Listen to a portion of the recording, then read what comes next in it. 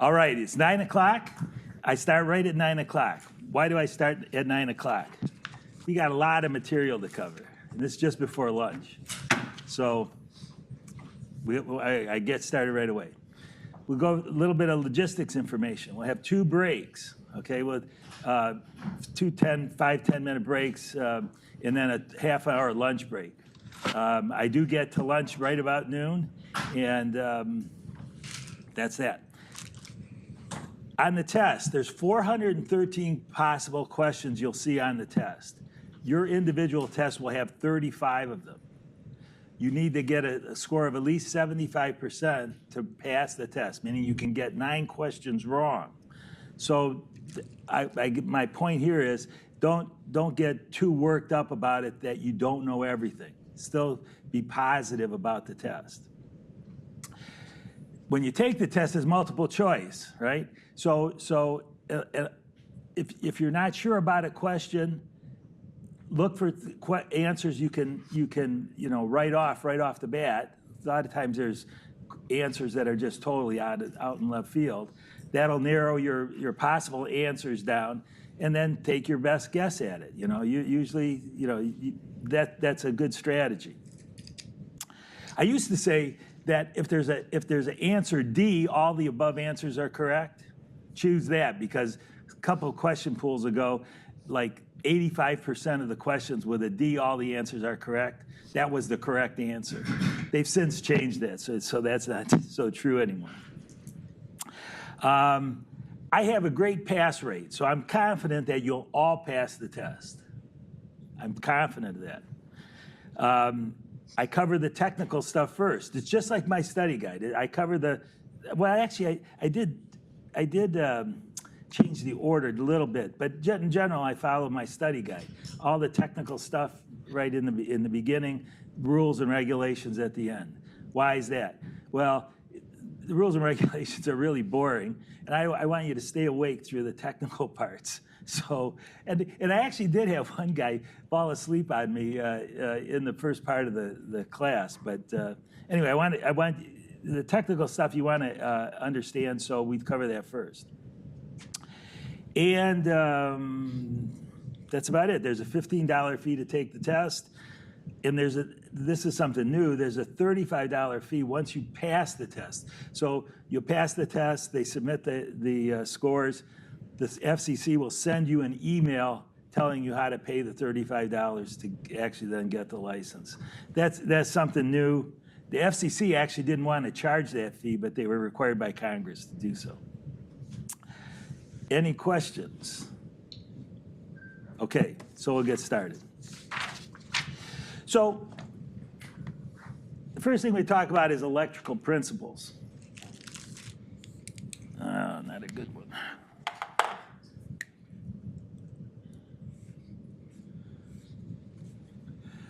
And the simplest circuit you can have is something like this. This is a battery, right? And it has a certain voltage, V. This is a resistor.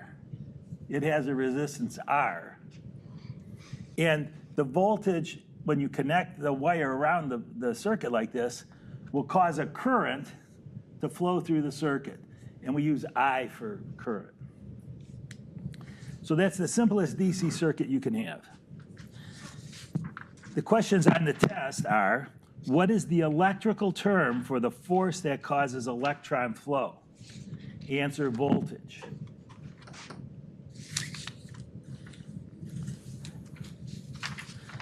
Question, what is the name for the flow of electrons in an electric circuit? Answer, current. Like I said, we use the letter I for current. The reason we use I is because the guy who sort of figured this out was French, and I stands for intensity in French.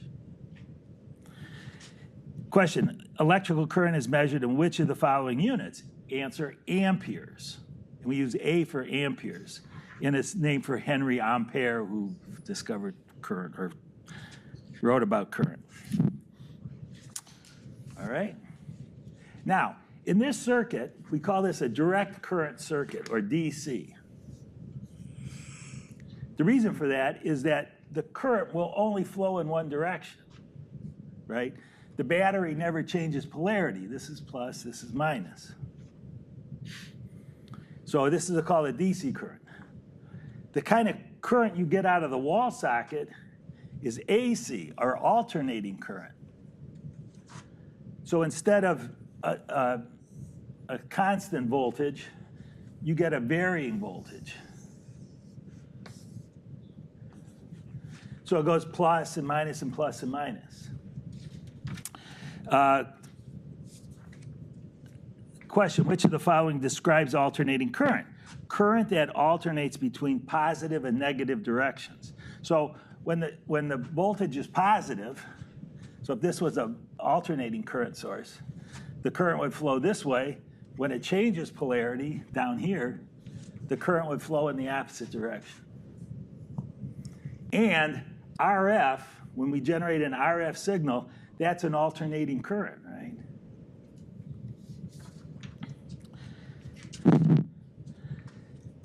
Another thing you need to know is what's called the frequency. The frequency is the number of times it goes through one cycle. That's called the frequency. And the AC you get out of the wall is 60 cycles per second, or 60 hertz, we say.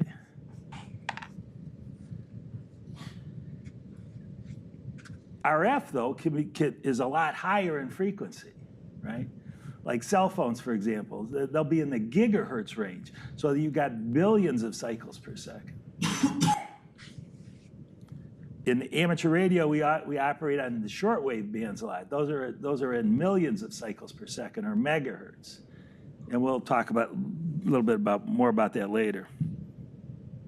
So question, what is the unit of frequency? The hertz, named after Heinrich Hertz, who first demonstrated amateur radio, or radio waves.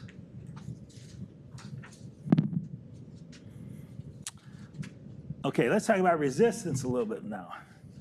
Resistance is measured in ohms, and we often use the ohm symbol to, the omega symbol to denote resistance. Question, what are the units of electrical resistance? Answer, the ohms.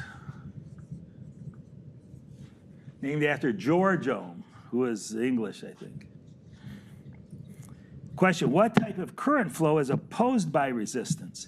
Answer, all these choices are correct. Direct current, alternating current, RF current.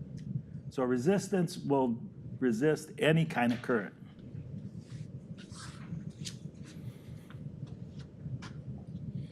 All right? If we actually built this circuit, we use pieces of wire to connect the components there. Normally we use copper wire. Copper is a good conductor of electricity, right? And that's what you want. You don't want extra resistance in your wire. So question, why are metals generally good conductors of electricity?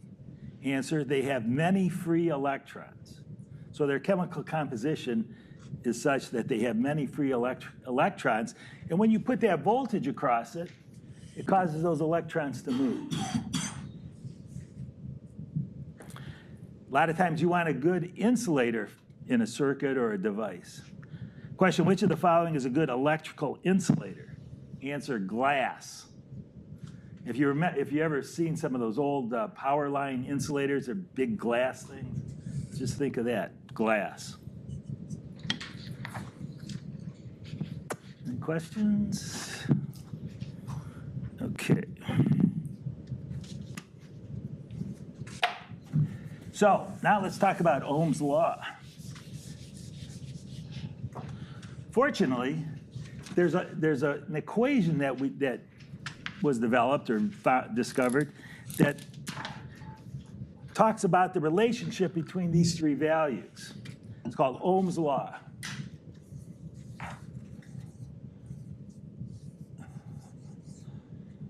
And the main expression, if you will, is E equals I times R. And when you use some simple algebra, you can get the other forms of the equation. R equals E over I, and I equals E over R. One class, I had 2 kids. One was 10, one was 11. They were brothers. And I said that. I said, you know, using some simple algebra, you can get these forms of these other equations. And one of the kids said, yeah, but we haven't had algebra yet. They passed the test, so they got the idea. Even though they didn't know algebra, they figured it out. So question, what formula is used to calculate voltage in a circuit? Answer, E equals I times R. Question, what formula is used to calculate resistance in a circuit? R equals E over I. Question, what value is used to calculate current in a circuit? I equals E over R. Okay. So let's take a look at some examples. Question, what is the resistance of a circuit in which a current of 3 amperes flows when connected to 90 volts? Now, when you get these questions, you don't have to worry about the way it's worded. Just look for the values, right? So here, we want to find out the resistance. So we're going to use this equation. R equals E over I, and that's equal to, E is 90 volts over 3 amperes. So it's 30 ohms.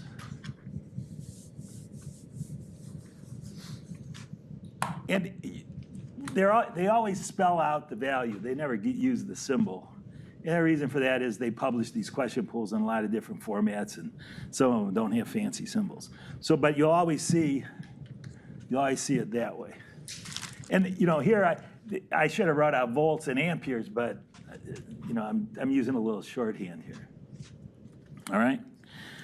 Question, what is the resistance of the circuit for which the applied voltage is 12 volts and the current flow is 1.5 amperes? Okay, so here, the next one, we have 12 volts divided by 1.5 amps. And if you plug that in your calculator, you get 8 ohms.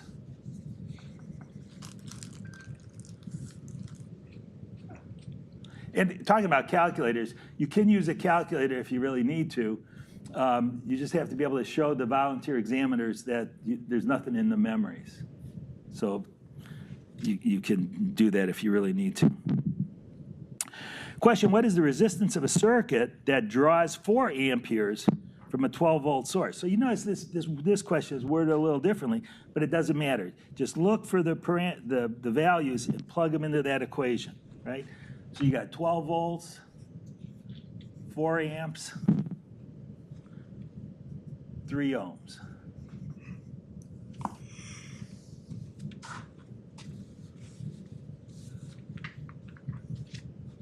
All right?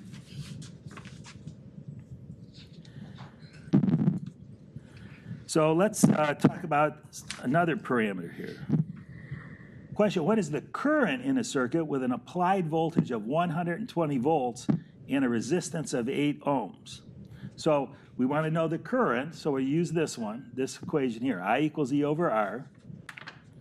And again, just look for the parameters. So here, it's 120 volts, so E over R, 120 volts over, where's the 80 ohms, I think, was it? Yeah, 80 ohms, 1.5 amperes.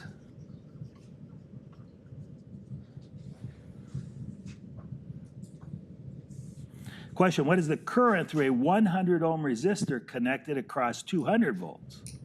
Well, again, don't worry about the way the question's worded. 200 volts, 100 ohms, 2 amperes.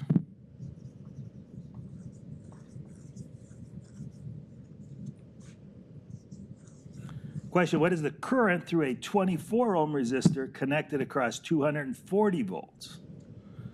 Again, don't worry about the question.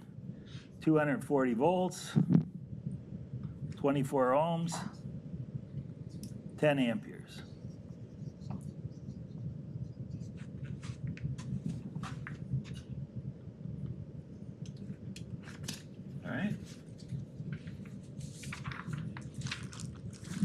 All right, let's look at the last one here.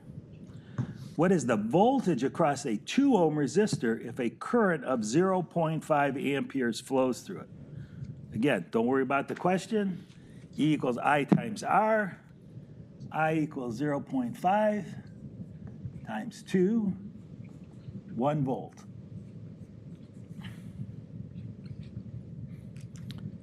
Question, what is the voltage across a 10 ohm resistor if a current of 1 ampere flows through it?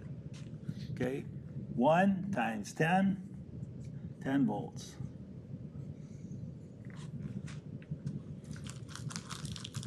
Question, what is the voltage across a 10 ohm resistor if a current of 2 amperes flows through it? 2 amperes, 10 ohms, 20 volts.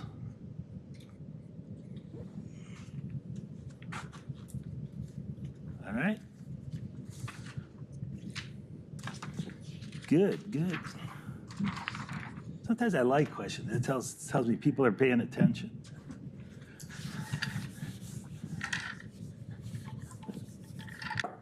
Okay, let's talk about series and parallel circuits. A circuit is said to be a series circuit if the components in the circuit are connected in series with one another. So in this case, we had 2 resistors. This would be a series circuit.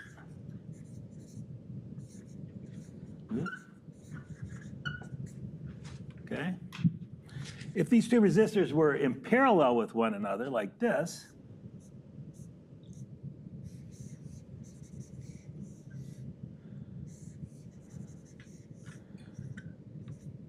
you'd have a parallel circuit.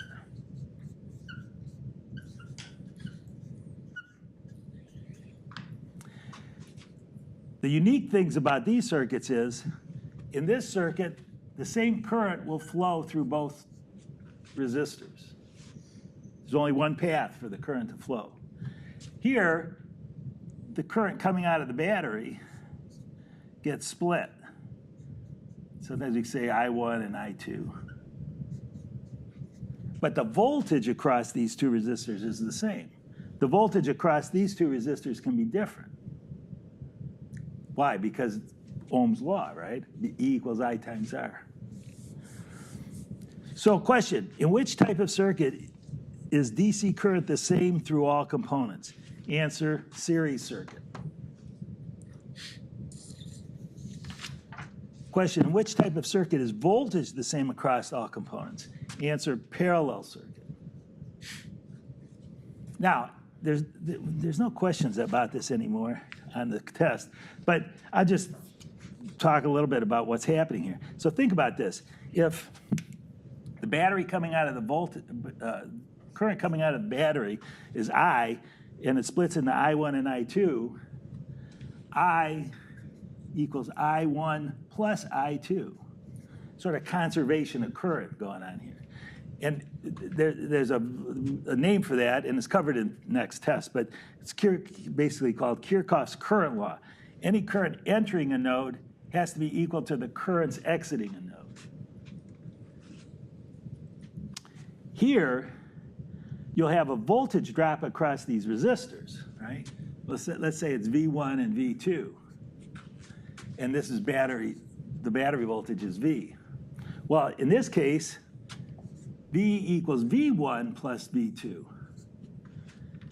It has the voltage drop across the resistors has to be equal to the voltage drop across the battery. So the voltage around the circuit here would end up being 0. This is called Kirchhoff's voltage law. And there's some other kind of cool things. Like for example, here if V1 is equal to V2, then the voltage drop across each of these resistors is the same because the resistances are the same. Because the current is the same, the voltage drops.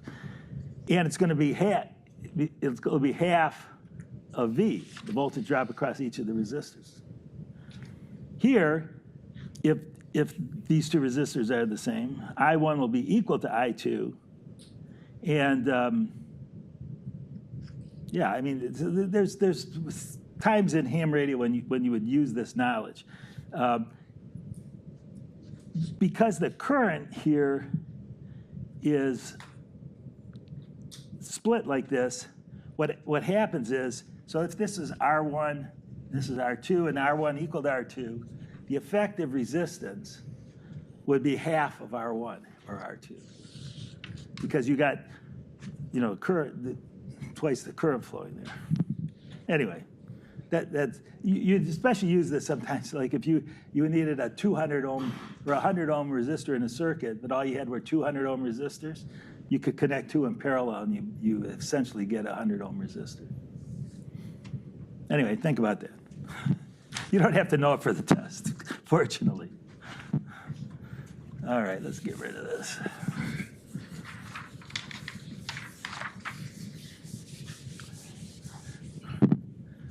Let's go back to our original circuit.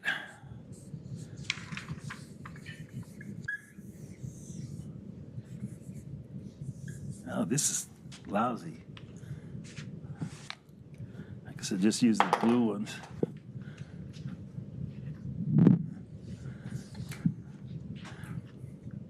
So let's talk about power, okay?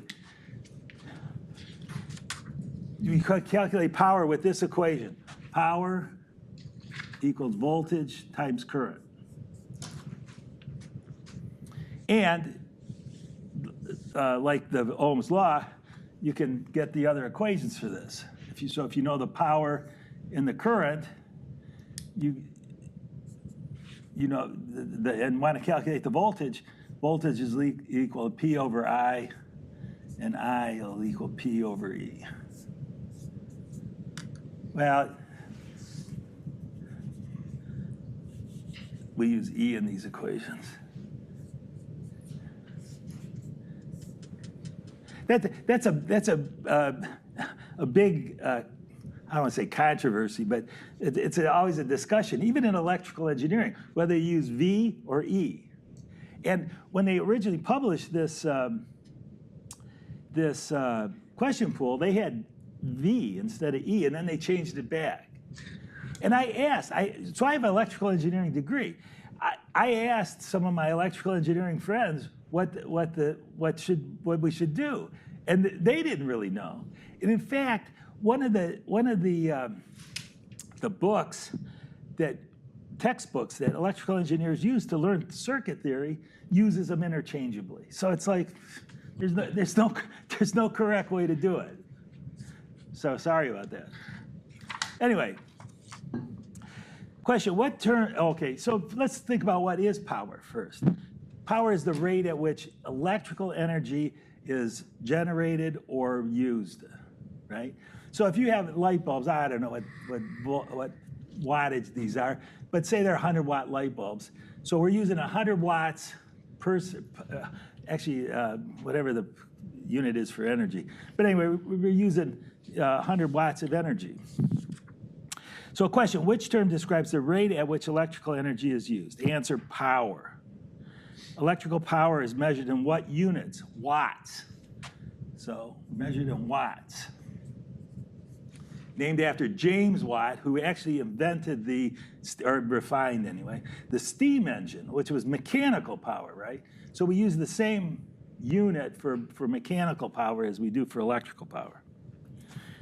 Question, what is the formula used to calculate electrical power in a circuit? Answer, P equals E times I.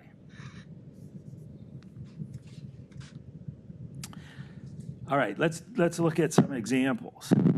Question, how much power is delivered by a voltage of 13.8 volts DC and a current of 10 amperes?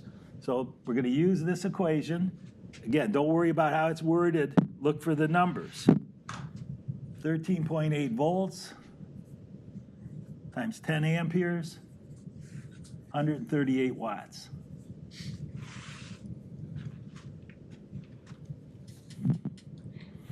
Question, how much power is delivered by a voltage of 12 volts DC and a current of 2.5 amperes?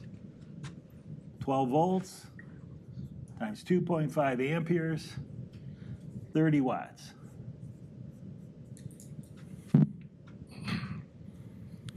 There's an example using one of the other ones, not all three like we had for Ohm's law.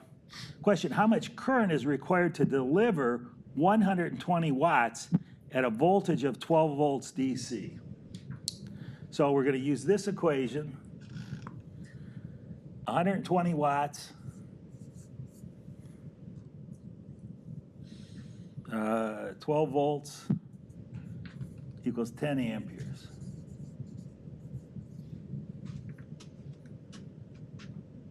All right? And you don't have to know this one.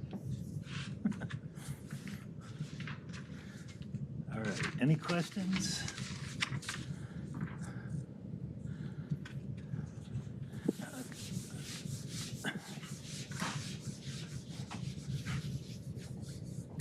Okay, then the next section can be a little bit confusing, but what we do in electronics and all science really is that sometimes the range of numbers is so great, from the very smallest numbers to the very largest numbers, that we use what's called scientific notation to make it a little bit easier to deal with the numbers. So I'll draw this chart on the board here.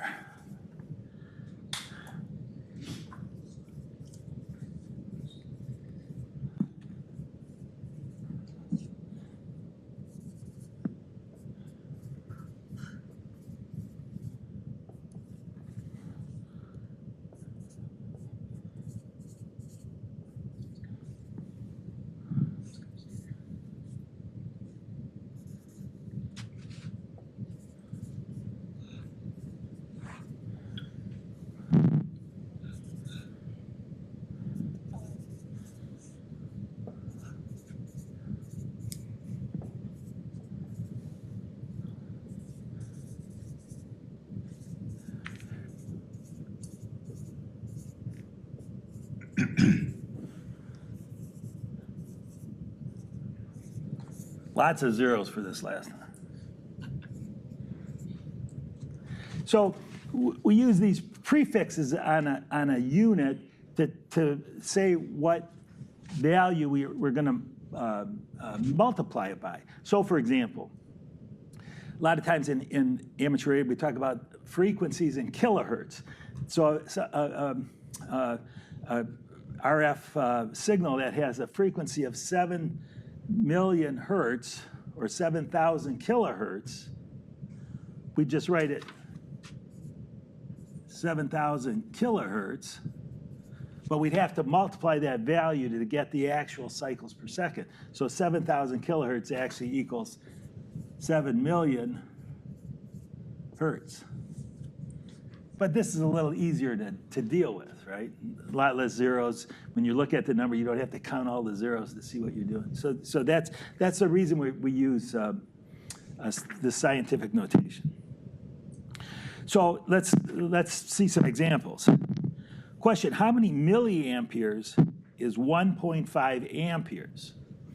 So 1.5 amperes, there's 1,000 milliamperes in 1 ampere. So you multiply this by 1,000, and you get 1,500 milliamperes.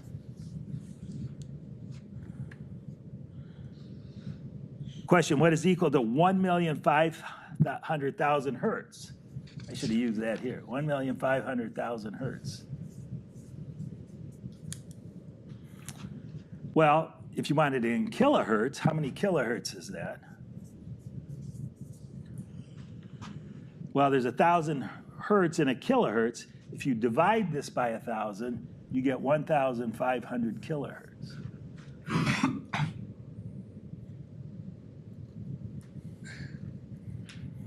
Question, what is equal to 1 kilovolt? How many volts is that? Well, K is 1,000, multiplied by 1,000, you get 1,000 volts.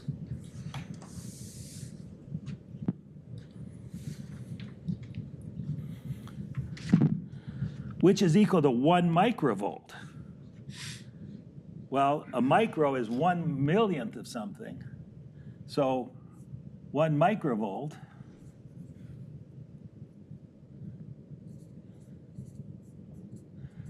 And they actually write this down. 1/1,000,000th of a volt.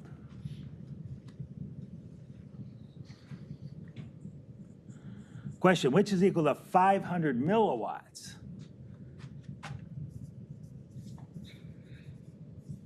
Milliwatts. Well, there's 1,000 milliwatts in a watt, right? So 500 is a half, or 0.5 watts.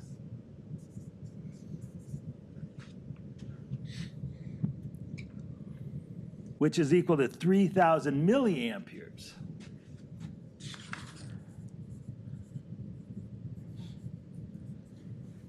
How many amperes is that? Well, there's 1,000 milliamperes in an ampere. Divide this by 1,000, you get 3 amperes.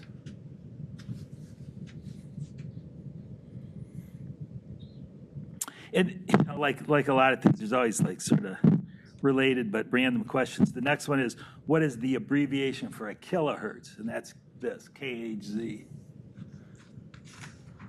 And this is kind of amusing. I always wanted to do some research on why this is. But why are these capital letters, and then you get the kilo and it's K, lowercase k, I don't know. What is the abbreviation for megahertz? Well, megahertz uses a capital, it's MHz. Question, which is equal to 3.525 megahertz?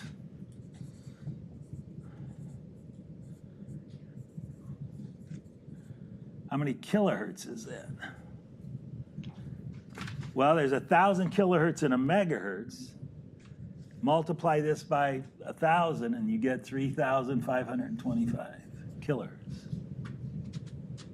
And a lot of times you'll see, this is an important thing because a lot of times you'll see frequencies in megahertz or gigahertz, and then sometimes you'll see it in kilohertz, and you want to be able to use the right numbers, right? Like for example, there's a logging program I use for what's called Parks on the Air. It's on my phone. It uses megahertz. So I have to input the frequency in megahertz. The POTA Parks on the Air application, though, wants to know your frequency in kilohertz. So if you put, for example, 14.060 megahertz into the logging program, you have to know to put 14060 kilohertz into the POTA app. You think they'd get it straight, but they don't. Question, which is equal to 28,400 kilohertz? How many megahertz is that? Well, you divide this by 1,000. You get 28.400 megahertz. Question, which is equal to 2,425 megahertz? 2425 megahertz. How many gigahertz is that? Well, you got 1,000 megahertz and a gigahertz. Divide this by 1,000, you get 2.425 gigahertz.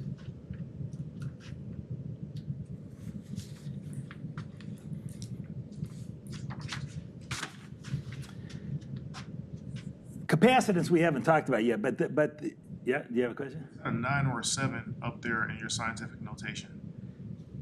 It's 9. And why is that? Because these are always, you see, they're always powers of 3. Right? Okay, I just couldn't tell. Yeah. No, that's fine. I drew it kind of fast. They're all, but that's a good observation. So these are all 1,000 steps. Steps of 1,000. And they're 3 orders of magnitude, as we might say, too. And that actually gets to this question. This is a good segue into this question. So the question is, which is equal to 1,000,000 picofarads? And the farad is a unit of capacitance, which we haven't talked about yet, but we will. In all these previous questions have been a jump of only one unit, milli to micro, megahertz to gigahertz, whatever. This, we're actually going to jump 2 two of these levels. So question is, how many microfarads is this? Well, to go from pico to micro, you're jumping 2 steps. So you have to divide by a factor of 1,000,000. You divide this by 1,000,000, you get 1 microfarad.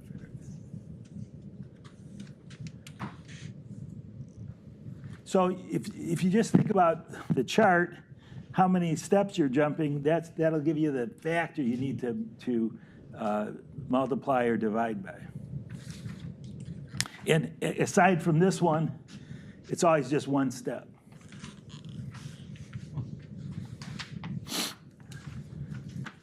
Any questions? All right.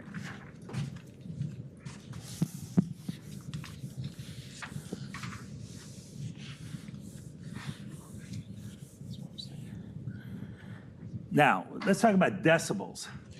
Decibels are a way to express ratios. And it's a little bit complicated, but we use decibels a lot in ham radio, electrical engineering. You only need to know 3 values for this test. 3 dB, 3 decibels, 6 dB, and 10 dB. This corresponds to a ratio of 2 to 1. This corresponds to a ratio of 4 to 1. This corresponds to a ratio of 10 to 1. Now, why would you want to know this? Well, a lot of times, antennas, for example, the gain of an antenna is often specified in decibels. So you want to be able to look at that and at that specification and say, well, what am I really getting out of it, right? So if it says it has a gain of 6 dB, you know you're getting a gain of 4 to 1, right? Same with amplifiers. Sometimes they'll specify amplifiers in terms of decibels. Question, which decibel value most closely represents a power, and by the way, this is all powered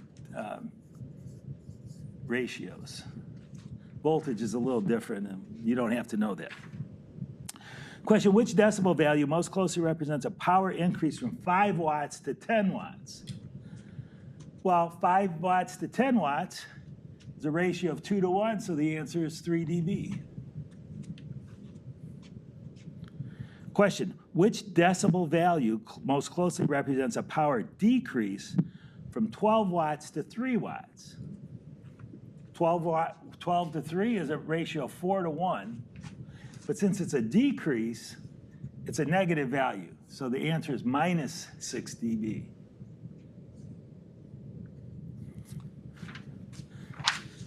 Oh. Question, which decibel value represents a power increase from 20 watts to 200 watts? 20 to 200 is 10, a ratio of 10 to 1. Answer is 10 dB. So just remember, 3, 2 to 1, 6, 4 to 1, 10, 10 to 1.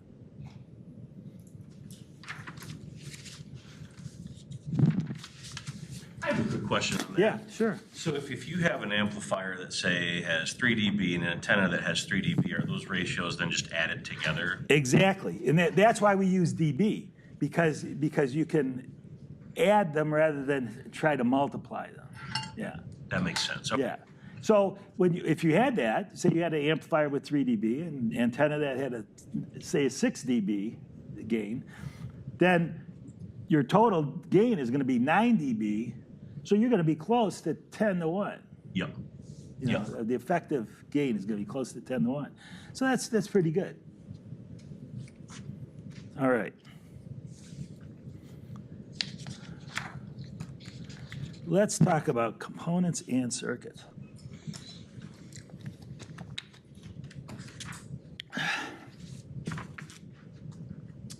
Oh, I already erased my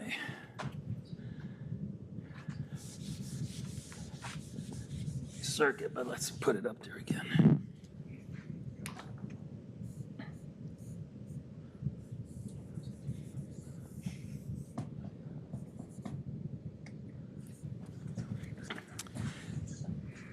Probably the most common component we use in electronics is the resistor. Why is that? Because resistors control the flow of current in a circuit. And I mean, that's the whole idea behind electronics, right? Is to control current to do something. So, question, what electrical component opposes the flow of current in a DC circuit? Answer, resistor. And I should have spread these out already. I got some resistors here. Somewhere. So here's a resistor. I'll pass this around. I mean, some of you may not have seen resistors. If you have, just pass it right around.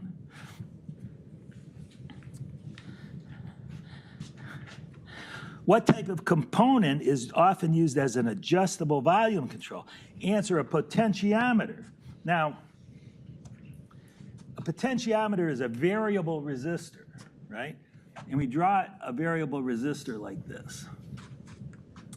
So if you have a potentiometer, and actually I got potentiometers here too.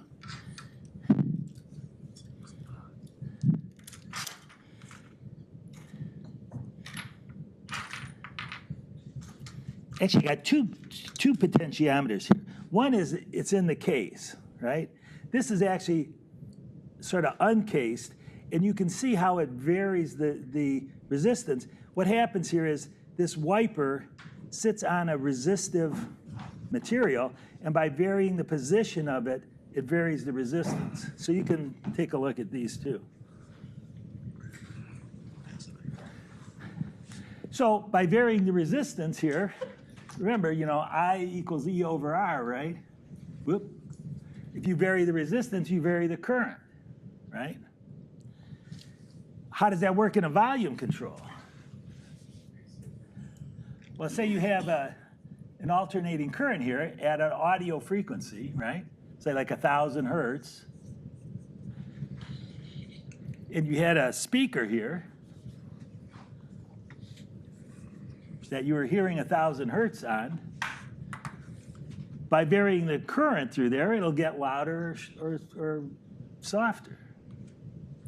So question, what type of component is often used as an adjustable volume control?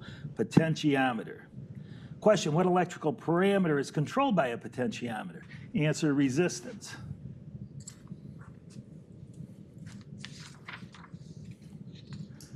All right? Let's talk about capacitors.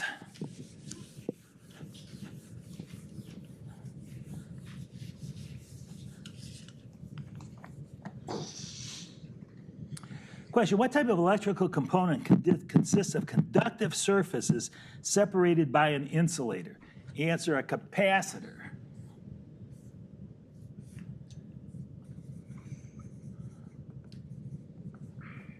And this is what a lot of capacitors actually look like.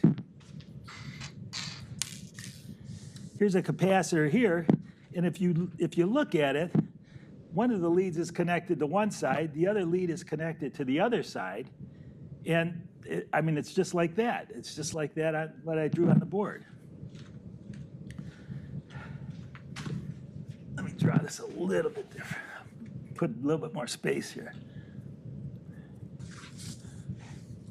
So what happens when you connect a battery across it? When you connect the battery across it, a little current will flow for a short time, but only a short time because this is an open circuit here, right? There's no direct current. And what will happen is you'll build up a charge on these plates.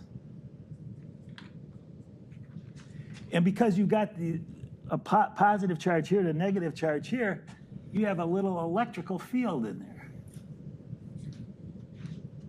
So question, what electrical component stores energy in an electric field? Answer, a capacitor. Because once you take the battery away, an ideal capacitor will keep that charge forever. Of course, components aren't ideal, but you get the point.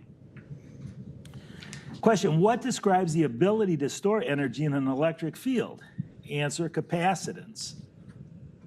And what is the unit of capacitance? The farad. Named after Michael Faraday.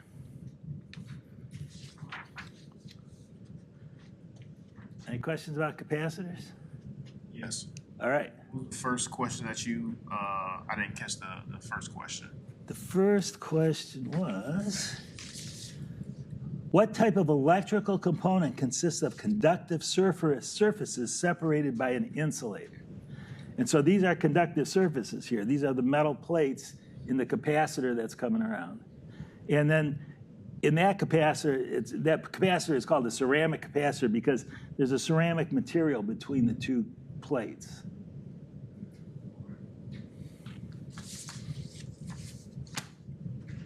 Inductors.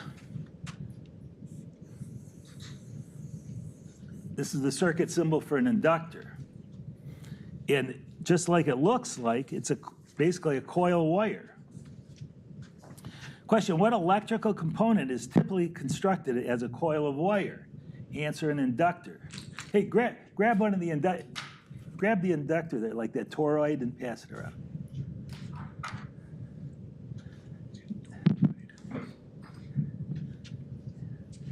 So that's an example of an inductor.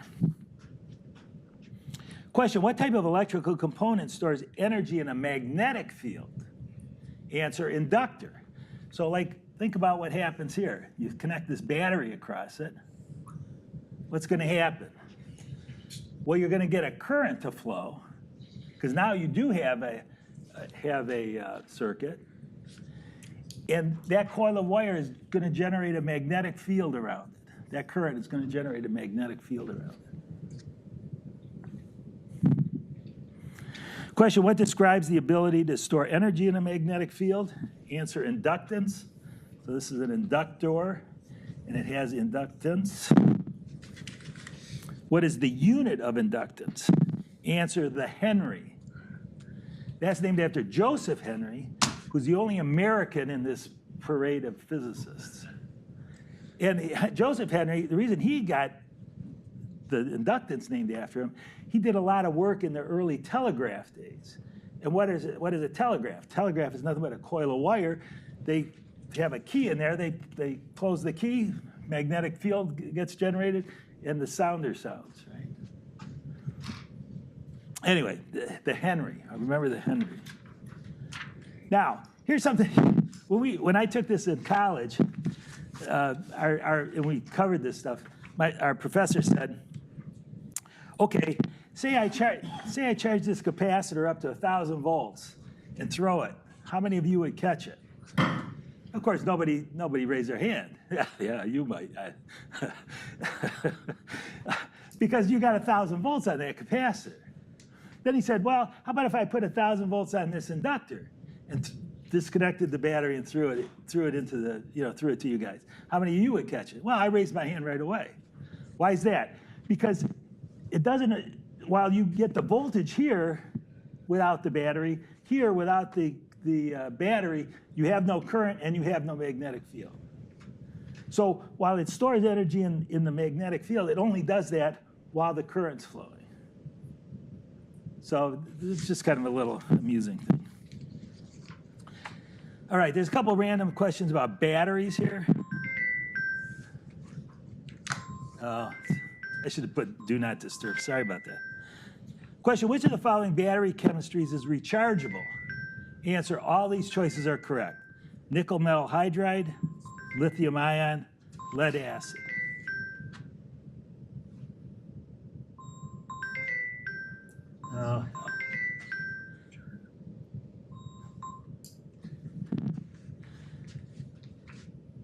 So all these choices are correct about being rechargeable. Nickel metal hydride, lithium ion, lead acid. Which of the following battery chemistries is not rechargeable? Answer, carbon zinc. I don't even know if you can get carbon zinc batteries anymore, but if you do, they're not rechargeable. Any questions? What time is it? Oh, we got plenty of time. Any questions? All right.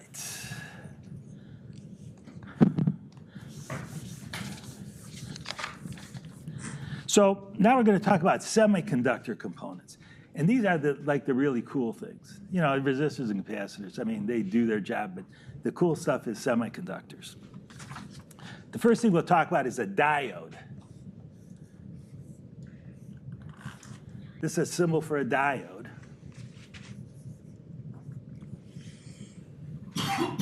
The cool thing about a diode is it only lets current flow in one direction. And I think there's a diode there. Yeah, this is good timing. Yeah. It only lets current flow in one direction. So if you connected the battery here with the positive connected to this lead, you'll get current flow. If you reverse the battery, however, you not get any current flow. Current will not flow this way. Whoop, not flow this way through a diode. No, you're fine, Mike. So question, what electronic component allows current to flow in only one direction? Answer, a diode. Question, what are the names for the electrodes of a diode? Answer, anode, that's the positive one, and cathode. The way I remember them is that the cathode is the stripe. In fact, on that component that's going around, I think there might be a stripe on it. And that looks like a negative symbol, right? That's the way I remember it. And it's important to remember, right? If you're replacing a diode in a circuit, you want to get it in the right direction. Resistors, they don't care. Or inductors, they don't care. Question, how is the cathode lead of a semiconductor diode often marked on the package? Answer, with a stripe. So like I said, you'll see it has a stripe on there. Now, when you put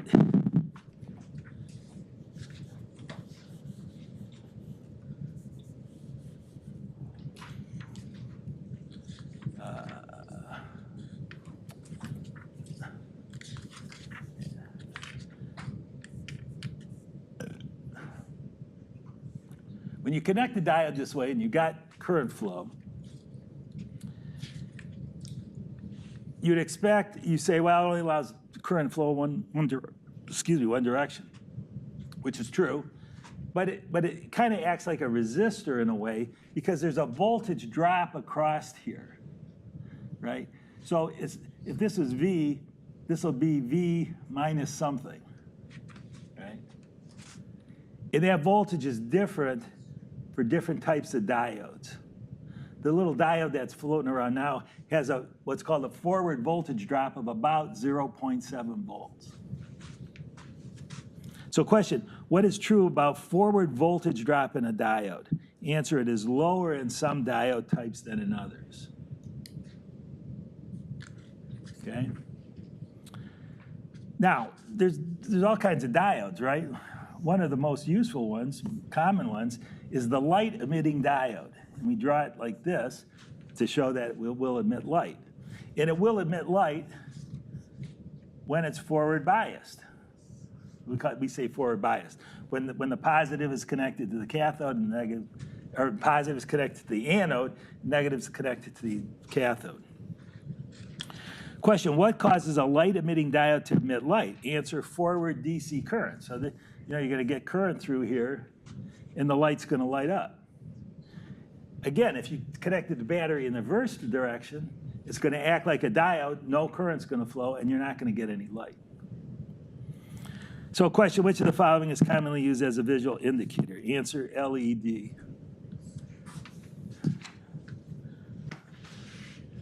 I don't know, have you all seen LEDs? You want to see it? Anybody? Okay, this is an LED. Now, let's talk about transistors. So if you thought diodes were cool, transistors are even cooler.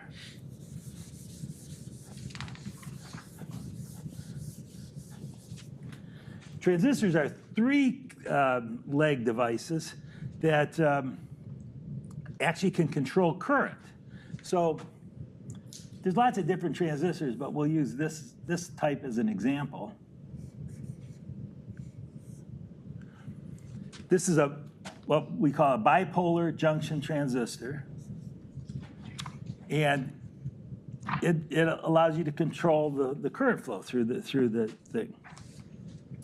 One way we use it is as an electronic switch, okay? If we put a certain amount of current in here, it will allow current to flow through the transistor. So we say that we turn the transistor on, just like a switch. In fact, that's what this circuit is over here. This is using the transistor as an electronic switch. If you put a positive voltage across these two leads, that will cause a current to flow into the transistor, which will then turn on the transistor and cause a current to flow through the lamp and through the transistor. 2 is a transistor? Yes, number 2 is the transistor. And we'll talk about a little bit more about that in a second, but Current flows in which direction? On the other side. so putting a voltage here, positive voltage across these two terminals, will cause a current to flow into the transistor and then cause a much bigger current to flow through the transistor. Here, let me show you here. Let me draw it here.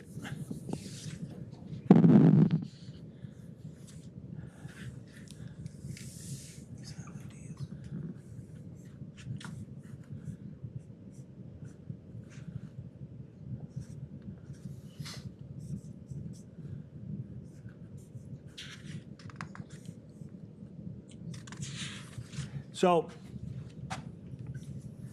putting a positive voltage here will cause a small current to flow into the resistor, in the base. This is called the base. That small current will cause a larger current to flow through this part of the circuit, which will turn on the lamp. That's how we use the transistor as a switch. We can also use that transistor to amplify a signal. So that's actually the cool part, and that's kind of advanced for this class, so we're not going to talk about it, except just know that you can use a transistor as an amplifier.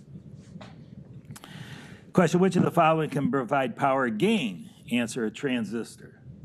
Same thing, if it's an amplifier, it's going to provide gain.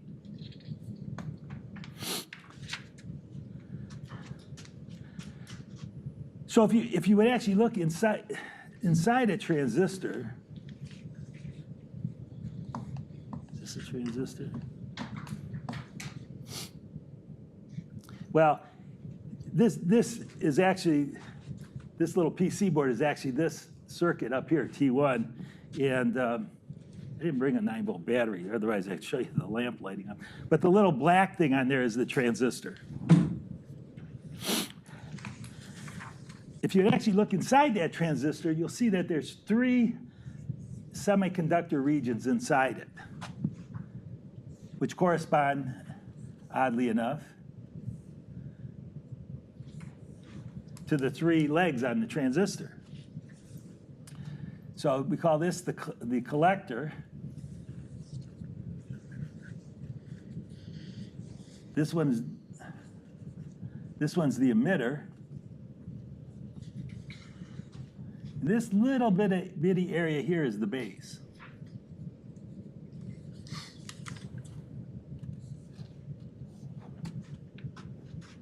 Okay? So question, which of the following components can consist of 3 regions of semiconductor material? Answer, transistor. Question, what are the names of the electrodes of a bipolar junction transistor? Answer, emitter, base, and collector.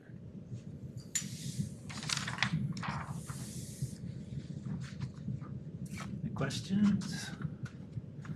Okay, so there's another type of transistor that's commonly used in electronics called the field effect transistor. Okay, it's got a little different construction and it operates a little bit differently, but it's still a transistor. So question, what is the abbreviation FET stands for? Field effect transistor.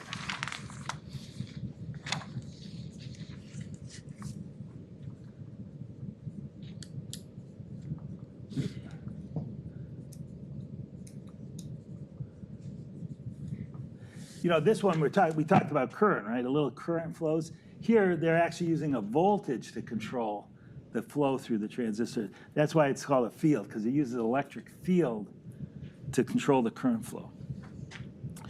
Question, what type of transistor has a gate, drain, and source? Answer: a field effect transistor. So instead of calling it collector, base, and emitter, we call it gate, drain, and source. Any questions? Usually drain or gain. Drain, gate, and source.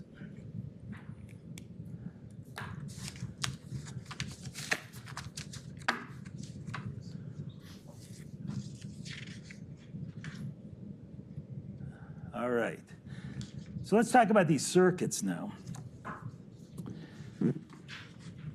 Those diagrams there are called schematic diagrams. And what they do is they show you in schematic form, on a piece of paper, the components that are in a circuit and how those components are interconnected.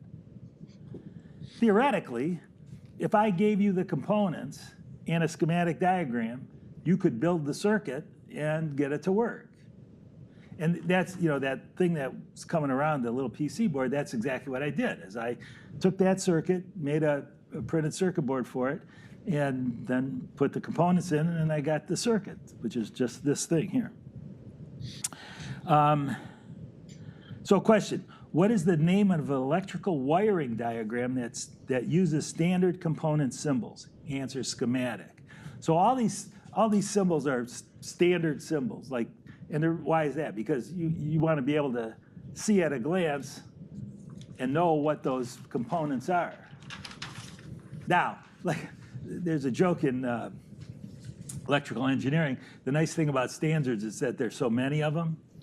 And so that's true with schematics too. Is that international?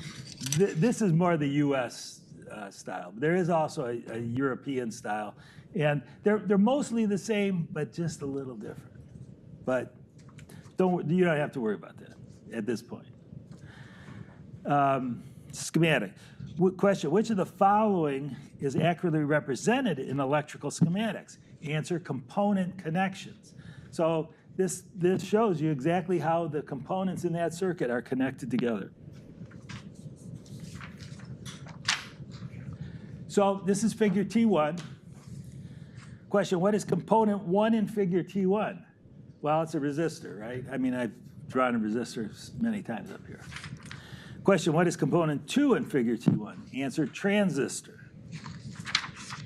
Question: what is the function of component 2 in figure T1? Answer: control the flow of current. Question: what is component 3 in figure T1? Answer: lamp. So the lamp will turn on when you put a voltage across the input. And what is component 4 in figure T1? Answer: battery. Any questions?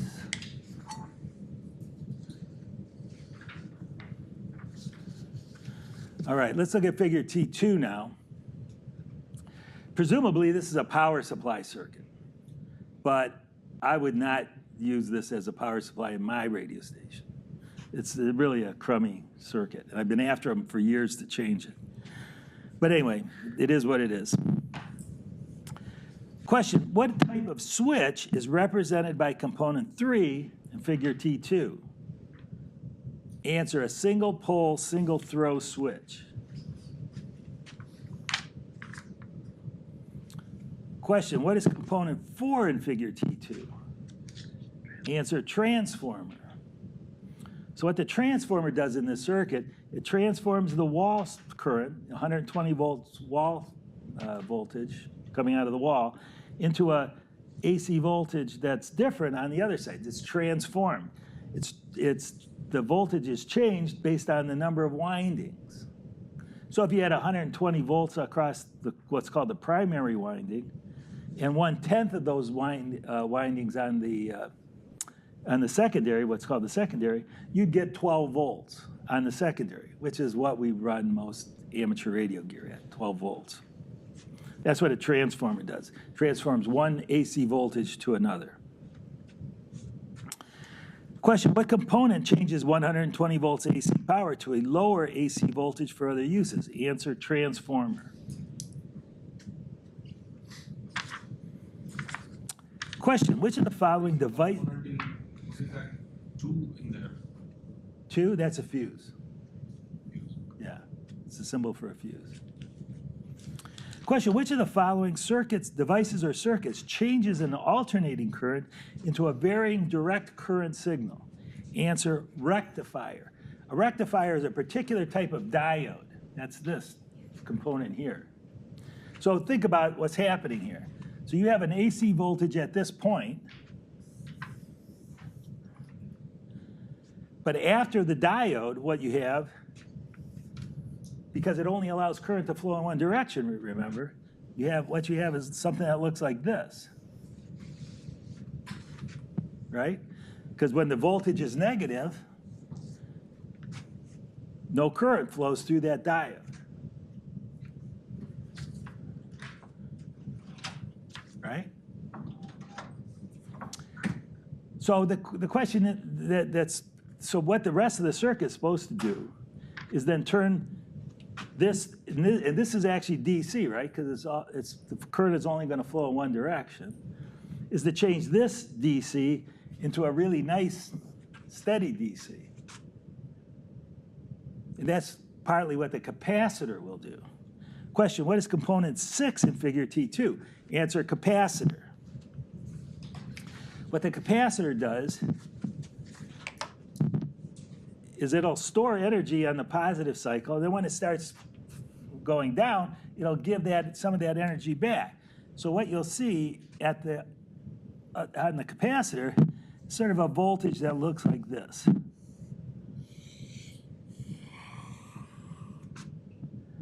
And you see you're getting a little bit closer to a steady DC voltage. You really want more capacitors out there and some other, maybe an inductor even, to really make it a nice DC voltage. But that's what the capacitor does. It makes it more of a DC voltage. Question, what is component 8 in figure T2? Answer, a light emitting diode. Basically, it just tells you if the circuit's on or not. And question, what is component 9 in figure T2? Answer, a variable resistor. And we talked that it could also be called a potentiometer, right? It's a variable resistor. Yeah. With your diode in the drawing you have directly behind you, it's open and unfilled in, and on the T2, it's filled in. Yeah. Would they both be considered? They're both diodes. I mean, as far as light emitting versus non-light emitting. Yeah. As long as you got these arrows, that says it's a light. It's a light emitting diode. Gotcha. Yeah. And sometimes but that's a good question too, because sometimes like this diode is shown as dark. That's what. Yeah. A lot of times they'll draw rectifier diodes that way, and they'll draw what's called signal diodes this way. Signal diodes aren't made to carry a lot of current and withstand a lot of voltage, whereas rectifier diodes are. Thank you. All right. Any other questions? All right, let's talk about figure T3.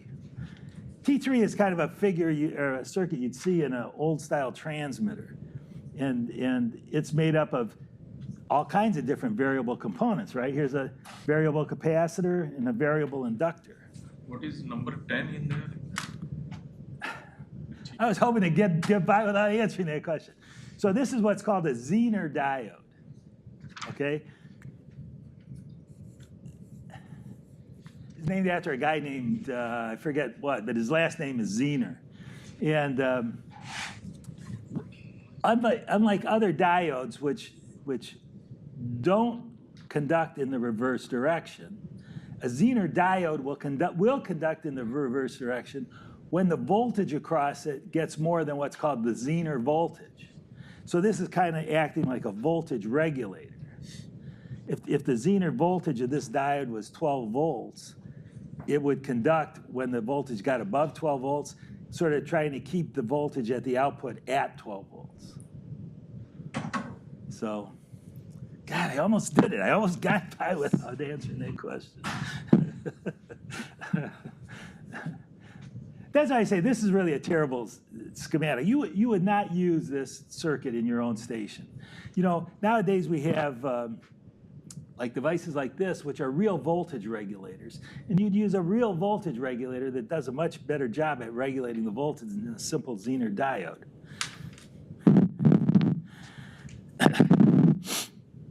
All right, any other questions? All right.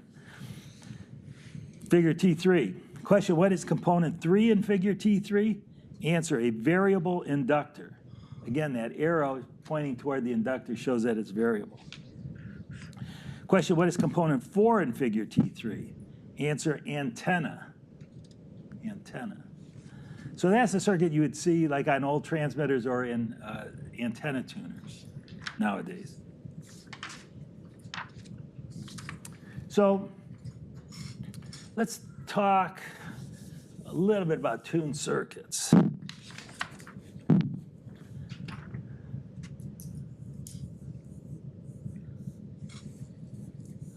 You know, figure 3 is kind of a tuned circuit, right? It's got capacitors and inductors in it, and by varying the values, you can change the what's called the impedance, and don't worry about that so much now, of the circuit, and it'll show different impedances at different frequencies. Well, so a tuned circuit, therefore, is made up of a inductor and a capacitor, like I show here. So question, which of the following is a resonant or tuned circuit? Answer, an inductor and a capacitor in series or parallel. Here it's a series circuit, right? Because the two components are in series with each other. Now remember what I said about capacitors. Capacitors store energy in an electric field. An inductor stores energy in a magnetic field, right? So you got electric fields, you got magnetic fields. Well, it's starting to sound like a radio wave, right? A radio wave is an electromagnetic field, right? So these things exhibit what's called an impedance, which is really just resistance to AC current that's based on the frequency of the signal being applied to it, right? At some point, at some frequency, the reactance, and it's called reactance, the reactance of the inductor is equal to the reactance of the capacitor at some frequency. That's called the resonant frequency. And in a series circuit, those two reactances actually cancel one another out, and this looks like a short circuit. And this is like the magic of radio right here, right? How can you like tune a radio to a specific frequency? Well, if you had inductors and capacitors and chose those values right, they would be resonant at a certain frequency, and you could listen to that radio to a radio signal at that frequency, right? And at other frequencies, it would sort of reject the signal. So like I say, this is the magic of radio right here. Question, which of the following is combined with an inductor to make a resonant circuit? Answer, inductor, or capacitor, sorry. But like I say, this is sort of the magic of radio. If you connected these two in parallel,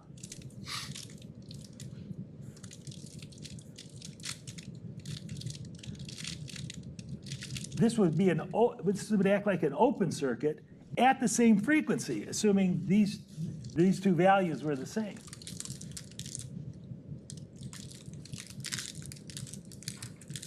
And again, sometimes you'd want this and reject a certain frequency, or have it look like an open circuit at that frequency. And sometimes you want a series circuit and want it to look like a short circuit at that frequency. But these are tuned circuits.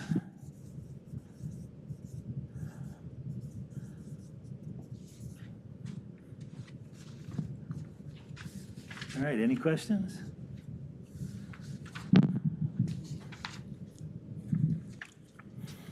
Okay, so there's a bunch of random questions about components here. Question, what is the function of a single pole double throw SPDT switch? Answer, a single circuit is switched between one or of two other circuits, right? So here's what it looks like.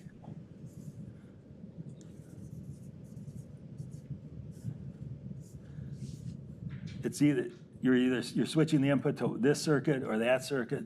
It's a single pole, one connection, but double throw. What is a relay? An electrically controlled switch. What's in a relay? Simply a coil of wire with a switch that reacts to a magnetic field. So you put a current through this, you get the magnetic field, the thing switches. That's what a relay is. Question, which of the following displays an electrical quantity as a numeric value? Answer, a meter. Well, that's pretty simple. Question, what is the name of a device that combines several semiconductors and other components into one package? Answer, an integrated circuit. And do I have an integrated circuit here? Well, this voltage regulator is an integrated circuit. There's probably lots of different, couple of transistors and probably a Zener diode in here. But, your phone, for example, has all kinds of integrated circuits in it, right? The little processor in there probably has millions of transistors. Question, what type of circuit controls the amount of voltage from a power supply? Answer, regulator. And that's what that circuit should have, is a regulator, not just a Zener diode. And like I say, one of these is a regulator. I can't read it without my glasses. Question, what electrical component is used to protect other circuit components from current overload? Answer, a fuse. So this is a fuse here. If all of a sudden this tried to draw too much current, or whatever was connected to it draws too much current, there'd be too much current drawn here and the fuse would blow. And final question, which of the following is a reason to use shielded wire? Answer, to prevent coupling of unwanted signals to or from the wire. So what you have in a shielded wire, it may have one or more conductors in it. And then there's a braid around here that prevents a signal from coming and being induced into the wire, a current, or similarly prevents fields generated by the wires inside the cable from getting out of the wire. It's a shielded cable.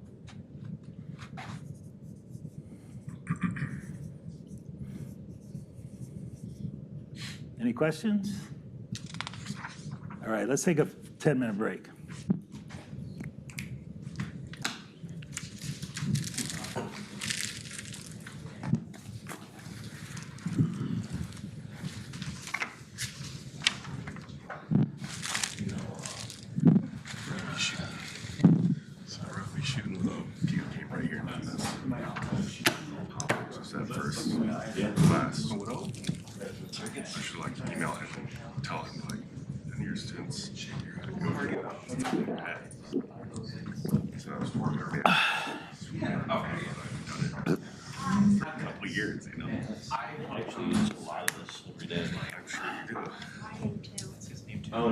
Resonant circuits. Yeah, this is cool.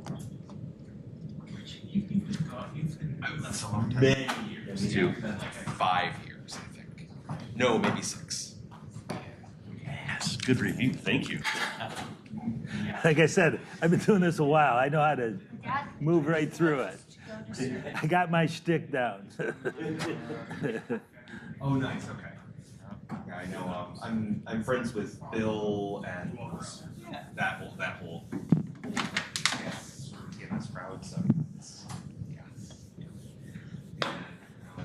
that sounds like they're having some fun right now. It's a much different place. Bill just quit, so he's Bill, Doyle. Yeah. oh, okay, I need to get in touch with him. I didn't know. Well, so he got Beecher roped him in to stay for a little bit longer to get his bonus. bonus, but yeah, he was like, you know, if you stay another like 3 weeks, you get your bonus. It's like, and it's a non-zero. Okay, all right. Yeah, I had my conditions for leaving was A, I had to get like supremely bored or pissed off at something. Yeah. Which I did get bored of it. But there was two people that if these two people leave, either one of them, I'm just out, no matter what. Bill Doyle's one of them. Yeah. So Bill left, or he's in the he was supposed to leave on his 8-year anniversary yesterday, but Beecher, and I would have told him to stay until the 1st at least, so he could get his health insurance for the month. It's like, but you know, I think he wanted the bit, and so, but he managed to stay for the month, so it's okay. So he got his health insurance for now. I mean, when I left, it was a different company from when I started, and I understand that it's got significantly more net scouting. So, when did I leave? Oh, I think I left in like November of 2018. So, yeah, All when things started changing. well, because I remember the first mass exodus in 2017. It might have been 2016. Because that's when Duo was kind of like. And so, well, and I also worked on Spectrum, so like, you know. Yeah. You know. No, I did Spectrum and then into Elrond 3, I think I worked on the 3rd or 4th incarnation of Elrond. I lost track of all the different. Yeah, that's where I'm just like, yeah, so APS console in 2024 apparently, or it would have been in 2018. At the beginning of the test, on a blank piece of paper, can I write down the formula? Yeah. Yeah. They killed Defender Test? Defender one. That was the, or the Yep. I And think. also to decibels, so. It was the- 10 to 10. Yep. You can write anything you want on the scratch paper. Yep. The first incarnation of Arborsoft we're running on it. That's gonna be it's awful. Yeah. But I'm sure SP and TMS are still kicking around. Warren, I think they I like it. I think they do okay. It's my Yeah. my thing. It's like they keep trying these different initiatives. Yeah. They all kind of fail. SP teams just still keep bringing in the money. and So, yeah. keeps refusing to hire people to work on it. So okay, whatever. And Bill's gonna write another book, so. Yeah, I saw that. I saw that. Yeah, that's yeah. I get my gossip from. Well, now it'll just be Brian Mitchell because he's the only one I like actively see regularly who still works there. Yeah. Tiger Electronics. Yeah. So yeah, it'll be. Yeah. What is Tried to rope Brian into coming today, so Oh yeah. but it didn't work. Didn't work out. Didn't do it. Okay. government? Would have been nice to see him. Yeah, no, it's a. 101 government. Whatever happens. Yeah. Yeah. So where are you now? I'm at a. Okay. Did you? It's not fine. It's not cliche to say it. Not yet. Well, at least I turned down opportunities at crypto companies. That's okay. I saved myself. Good on you. Yeah. No, did you ever know John Myers? I was gonna say, so he was, NetScout acquired a company to basically take over the Spectrum project, and then they killed Spectrum because it needed to die. And so Flux was the name of his company that they acquired, and so he left once the handcuffs fell off, basically. And so to start another company that I now work for. So. Okay. I worked at Census though for 2.5 years, so Okay. Firefox. which was that was a more fun. I liked that. Yeah. Soul version. There was some other people that went. Yeah. So Paul Perkansky, but he was at Deep Field before that. So, and I worked with Paul again. I poached Paul from. It's all a big family. Yeah, no, it's all. It's fun. You know, it's a little do the test today? Yeah. Right after the And, class, Steve Sidek. He's my about 3:30. for a hot minute. Oh, the test today at 3:30. Right. Now he's back. Yes. That's the whole magic of this class. We teach it, and you take the test right away, so you don't forget anything. Back. How long is the test will be? Well, as long as you need. Well, he was sitting right across. There's 35 questions, He was right across from so half an hour. So I saw him every day. Yeah. I mean, Yeah. Now he trying to manage us. do what? I was planning to get out of here at 3:30. Well, you can take it somewhere else at a later date if you want. Yeah. I like There's some places that will do it online, but we here in Ann Arbor we do it every second Saturday. So if you wait till next week, you can do it in person here. Okay, where would that? It's at a place called the Fellowship Bible Church. It's sort of in Burns Park. So you can take it there if you I want. just have to go there and do it. Yeah. It's on our website, w8rp.org, the actual exact location. Democracy. All right. Yep. But if you were to tell All right. Well, let's get started again.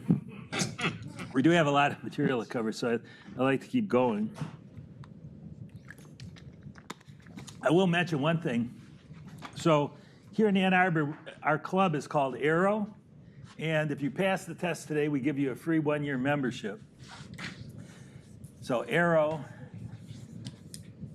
you'll find our website at w8rp.org, and we encourage you to come to our events. We have a lot of fun things to do. In 3 weeks from today, we have a thing called Field Day. And Field Day is, we go, like the name implies, we go out to a field, we set up a lot of portable stations and operate.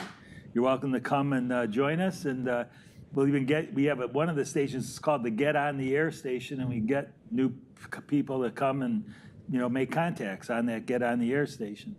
But we have lots of other interesting stuff. We have every month we have sort of a mini field day. We call it the AMP team, Aero Mobile and Portable, and a lot of great people. It's a fun club. We do a lot of cool stuff.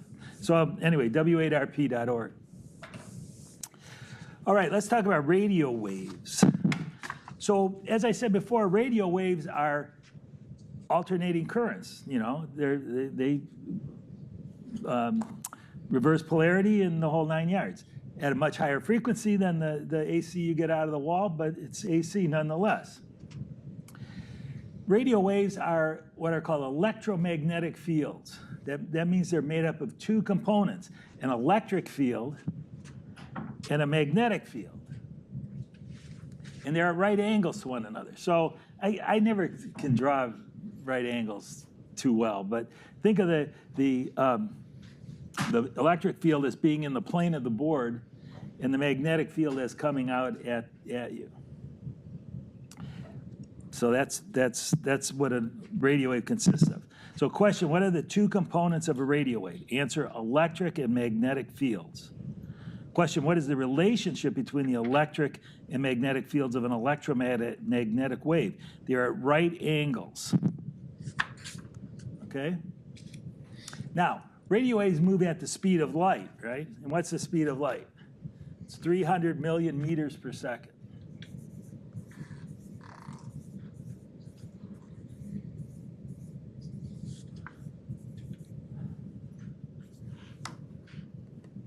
So question, what is the velocity of a radio wave traveling through free space?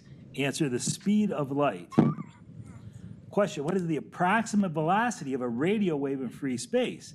Answer, 300 million meters per second. All right? Now, one important concept is what's called the wavelength. The wavelength is the distance that a radio wave travels within one cycle. So basically, this is our radio wave.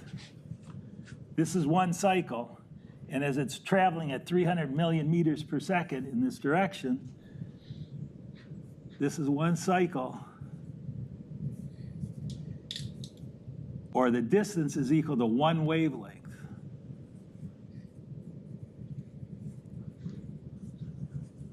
Sometimes we write that as lambda, so lambda is the wavelength. Now, because it's traveling 300 million meters per second, the wavelength is going to depend on the frequency, right? The higher the frequency, the shorter the wavelength, and the shorter the wavelength, the higher the frequency. There's a formula for this, right?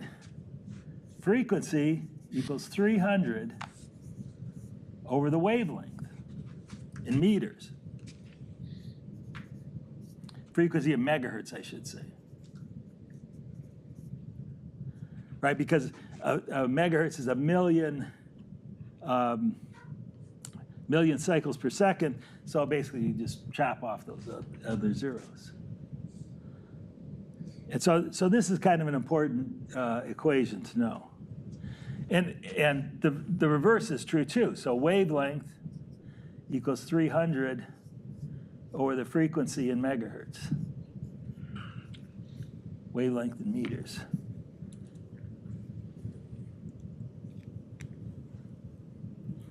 So question, what is the formula for converting frequency to approximate wavelength in meters? Answer, wavelength in meters equals 300 over the frequency in megahertz. Question, what is the relationship between wavelength and frequency? Answer, wavelength gets shorter as frequency increases. Because like I say, no matter what the frequency, it's going to move the same distance in the same amount of time. So the higher the frequency, the shorter the wavelength.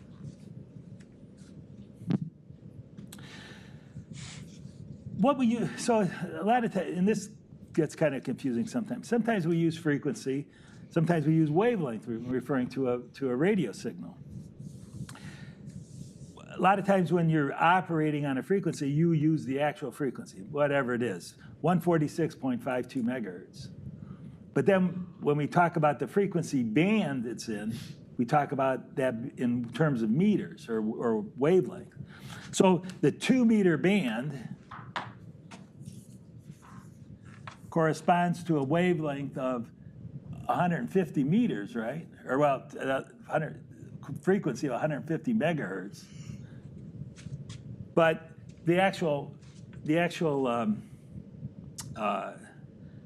range of the 2-meter band is 144 to 148 megahertz. So it's approximate.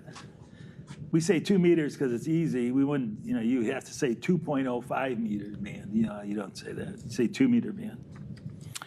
So question, in addition to frequency, which of the following is used to identify amateur radio bands? Answer, the approximate wavelength in meters. All right? Now, we have, very wide range of frequencies, right? We can use frequencies as low as, 500 kilohertz and all the way up into the gigahertz band. So we have a very wide range of frequencies. To help us think about it, we separate the spectrum into different regions, if you will. So the ones that are mentioned on the test are the HF, high frequency bands, the VHF bands, and the UHF bands. HF is approximately 3 to 30 megahertz. VHF is approximately 30 megahertz to 300 megahertz. And UHF is 300 megahertz to 3,000 megahertz, or 3 gigahertz. So high frequency, very high frequency, ultra high frequency. Question, what frequency range is referred to as HF? Answer, 3 to 30 megahertz. Question, what frequency range is referred to as VHF? 30 megahertz to 300 megahertz. Question, what frequency range is referred to as UHF? 300 to 3,000 megahertz. And it's useful to think about it this way because the propagation characteristics, how that radio wave travels through space, is different for these different ranges within reason. I mean, there is a continuum here, but it's good to think about it this way. And then there's a random question. What does the term RF mean? Answer, radio frequency signals of all types.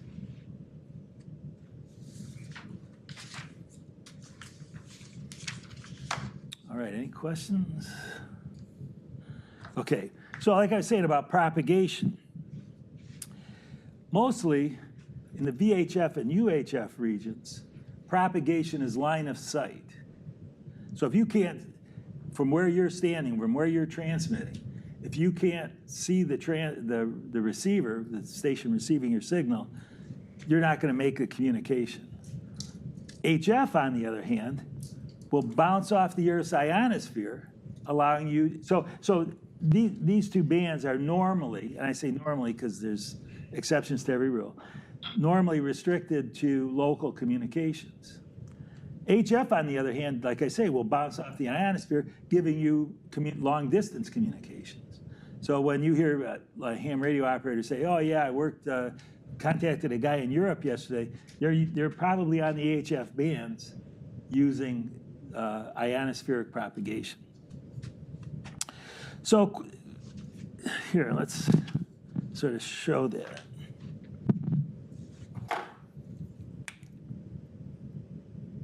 So if this is the Earth, right? Now let me make it a little bit longer.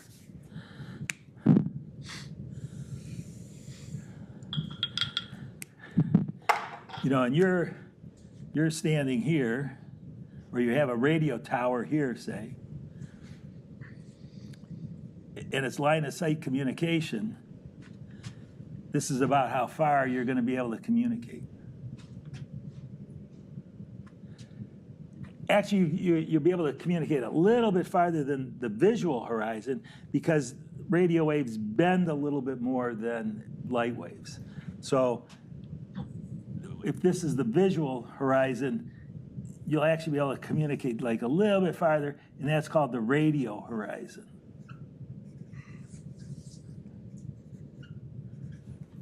I wanted to get rid of these.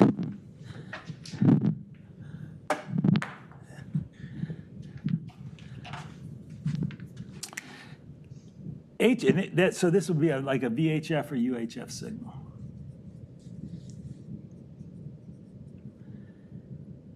An HF signal, however,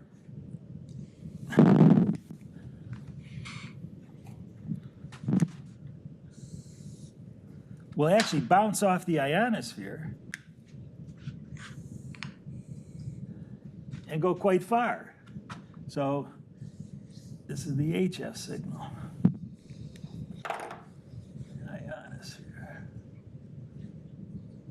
And this is kind of a simplistic drawing, but because there's actually 3 layers of ionosphere. We'll talk a little bit more about that a little bit later. But that's what I'm saying about the difference in propagation characteristics between these frequency ranges. So question, why is the radio horizon for VHF and UHF signals more distant than the visual horizon? Answer, the atmosphere refracts radio waves slightly. So you get a little bit farther than the visual horizon. Question, why are simplex UHF signals rarely heard beyond their radio horizon? Answer, UHF signals are usually not propagated by the ionosphere. And basically the Earth will block that signal. Okay?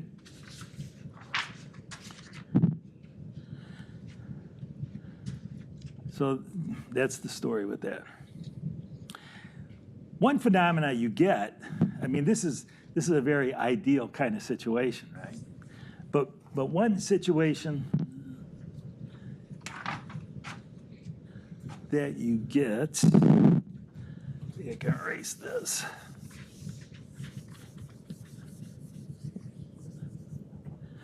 With VHF and UHF signals, there's a lot of bouncing around. So let's say this is a repeater here. And you're over here with your HT.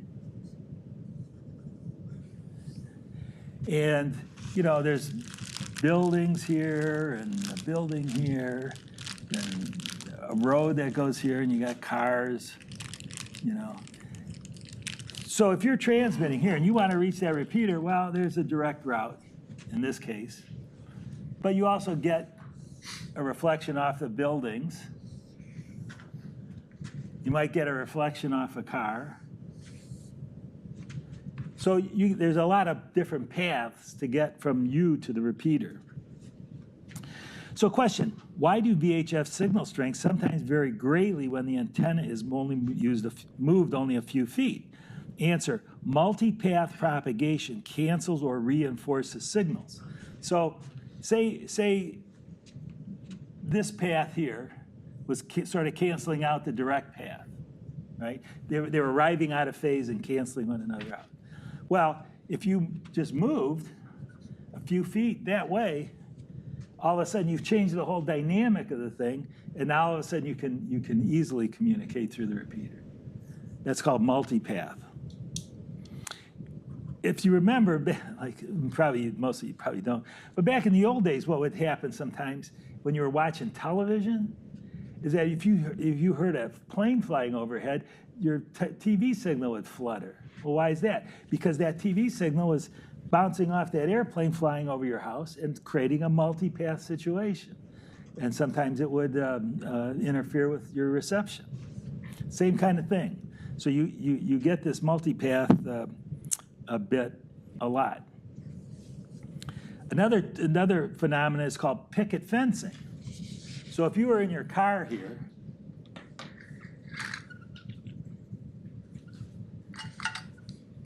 you're driving down the road, that's a dynamic situation to start with, right? You're constantly moving, so that all these multi-paths are constantly changing. Sometimes you get it's the same situation as with the airplane. You hear this flutter on signals, and that's called picket fencing. Sometimes, and the reason they call it picket fencing is, you know, it'll be clear, then low signal strength. Clear, low signal strength. It's almost as if you're looking through a picket fence. So what is the meaning of the term picket fencing? Rapid flutter on mobile signals due to multipath propagation.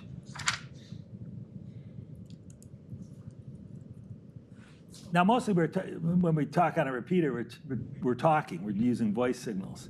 But a lot of things these days are now data. So like a DMR radio, for example, actually is sending digital signals. Even though you're talking on it, it's digitizing your voice and sending digital signals. This multipath propagation, and digital signals require a very excellent signal to decode the digital data properly. So this multipath situation can cause havoc with a digital signal, whether it's a digital voice or actual data. Question, what effect does multipath propagation have on data transmissions? Answer, error rates are likely to increase. And because the reason for that is sometimes that signal is very weak, and with a weak signal, you can't receive digital signals as well.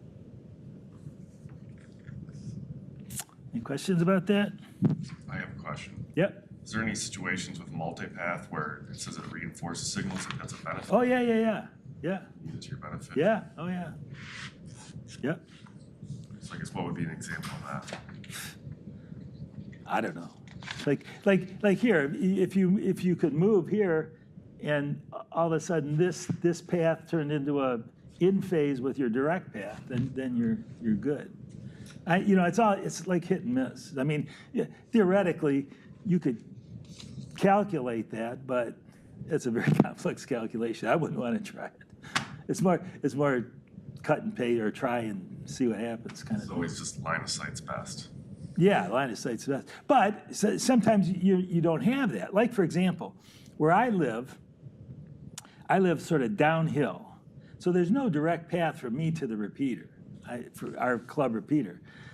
I don't know how my signal's getting there, but I know it's bouncing around somehow and getting to the repeater.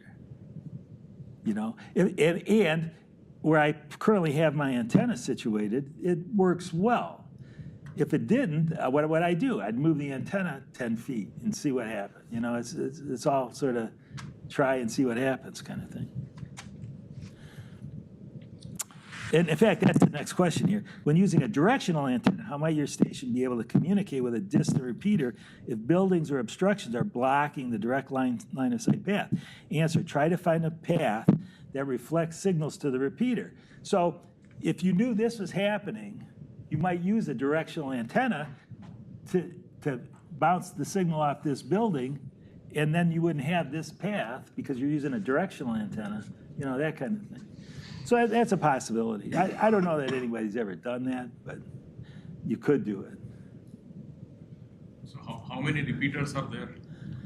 Here in Ann Arbor, we have, well, Arrow operates 3 repeaters. There's a county repeater on 145.15, and there's one in Chelsea. There's a fair amount of repeaters. In Washtenaw County, there's actually a few more, and they do what's called a repeater crawl. So on Friday night or Saturday night, they'll get a group of operators together, and they'll go from repeater to repeater to see who can access which repeaters from where. That gives them a good idea of the accessibility of all these different repeaters. Kind of an interesting thing, if you're into that. If you go to my website, kb6nu.com, there's actually a repeater guide that's been, I don't know how well it's been maintained lately, but there was a kid in our club who got into ham radio because he was listening to repeaters on his scanner, and he keeps up I think he keeps it fairly up to date. But go to my website, kb6nu.com.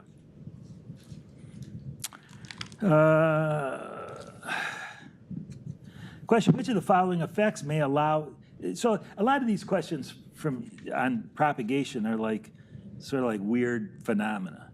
So here's one of them. Which of the following effects may allow radio signals to travel beyond obstructions between the transmitting and receiving stations? Answer, knife edge diffraction. Now, how does that work? If you're in the mountains, say, right, and there's a repeater over here, and you're on the mountain over here,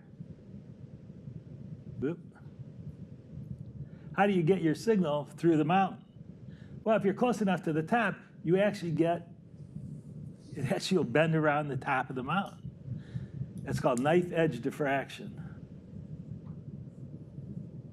Of course, we're flat as a pancake here, so you really won't see that phenomena here. But I talked to a friend of mine who lives in Colorado, and he says, oh yeah, they do that all the time. So go figure.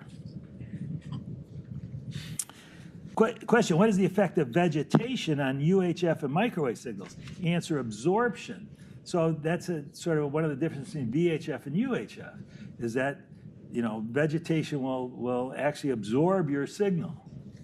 So what's the practicality of that? Don't put your UHF antenna in a tree. You know, you laugh, but that's true, you know? Or put it, you have to get it, and this really is a case. So here we're trying to, in Ann Arbor, we're trying to set up a mesh network. And it operates on 5 gigahertz, I think. And you got to get those antennas above the tree line to get any decent connectivity. Why? Because the trees will absorb the signals. Any questions? Okay.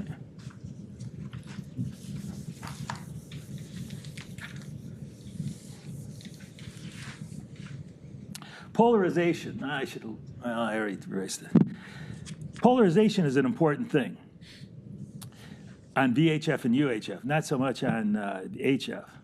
But question, what property of a radio wave defines its polarization? Answer, orientation of the electric field.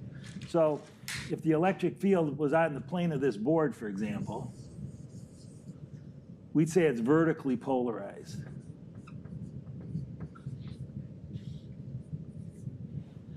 And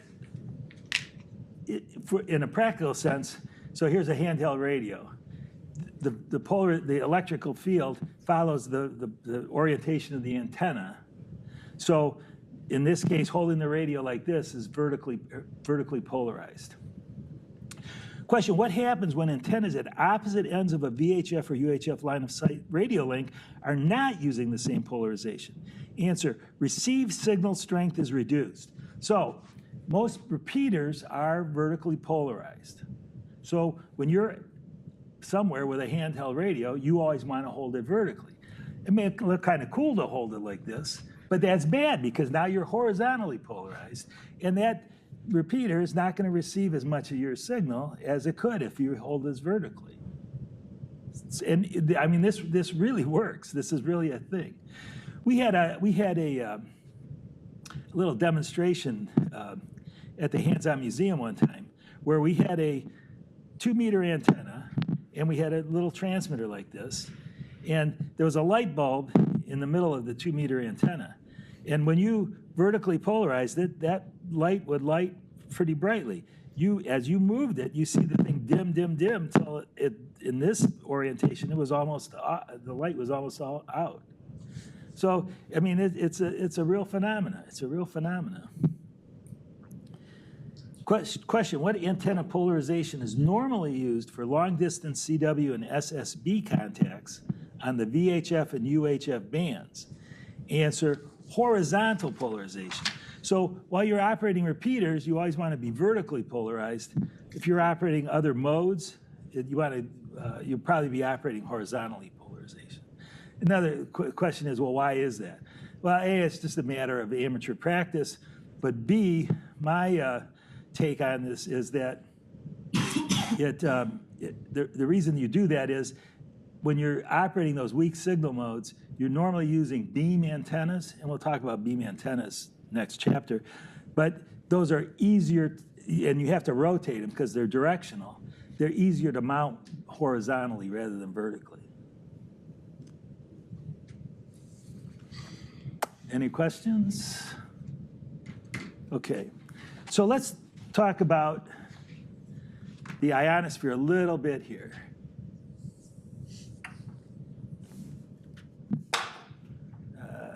No, I don't have enough colors. So the ionosphere is created by the sun hitting the Earth's atmosphere and ionizing some of the gases in the atmosphere. It's made up of 3 layers. The D layer, the E layer, and the F layer. And unlike my drawing here, most long-distance HF contacts are made off the F layer. Sometimes the E layer, but mostly the F layer. Now, you might ask why there's a D, E, and F layer and no A, B, and C. Anyone want to ask me that question? Nobody? You won't know the answer unless you ask. What? No A, B, and C layer. There's no A, B, and C layer because when the scientists first started studying this, they found these, and they theorized that there would be an A, B, and C layer, but there aren't. So we're stuck with D, E, and F. Honest to God, that's the actual reason.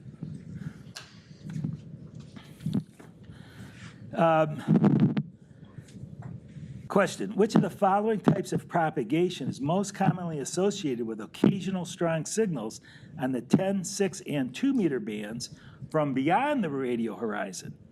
Answer, sporadic E. So you see we have a DE layer here.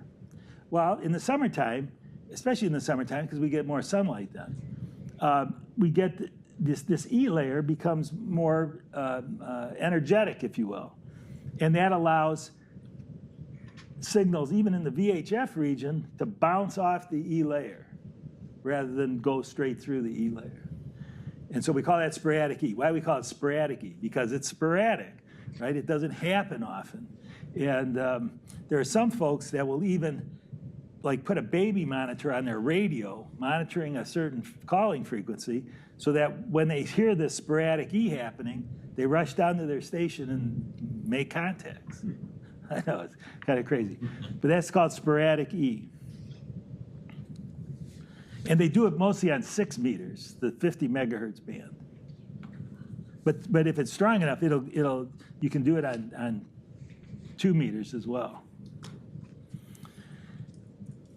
Another kind of crazy propagation. What is characteristic of VHF signals received via auroral backscatter? Answer, they are distorted and signal strength varies considerably. Now, we just had this situation, right? There were these strong solar flares at the beginning of the month. They created this aurora. I don't know if any of you saw it here in Ann Arbor, but I could sort of see it at my house. And what's the situation there? People are aiming their antennas north and bouncing their signals actually off the aurora. And why is it distorted and varying in frequency? Well, those auroras are always changing, right? They're changing in intensity, and therefore the signals that bounce off them will be changing as well. So that's kind of a cool thing, And what, you say, well, why do people do that? Well, it's because we can, right? Just because we can, because it's a cool thing to do. Another one, meteor scatter, right? We're coming up on the Perseids is the Perseids in August? I don't know, whatever it is in August. And amateur radio operators will bounce their signals off the meteor trails. Because what's happening? These meteors enter the atmosphere. They create a trail of ions. You can bounce a signal off them. And people do that. And why? Well, because you can, because it's a cool thing to do. I haven't done that yet, but I'm getting more and more interested in trying this out. And I'm going to put together, and 6 meters is the band, again, for doing this.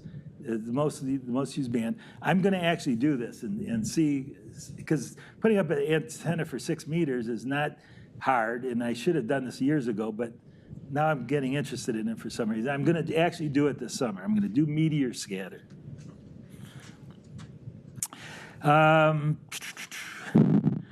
Here's another cool one. Question, what type of propagation is responsible for allowing over-the-horizon VHF and UHF communications to ranges of approximately 300 miles on a regular basis? Answer, tropospheric ducting. So I always get asked, the weather's bad today.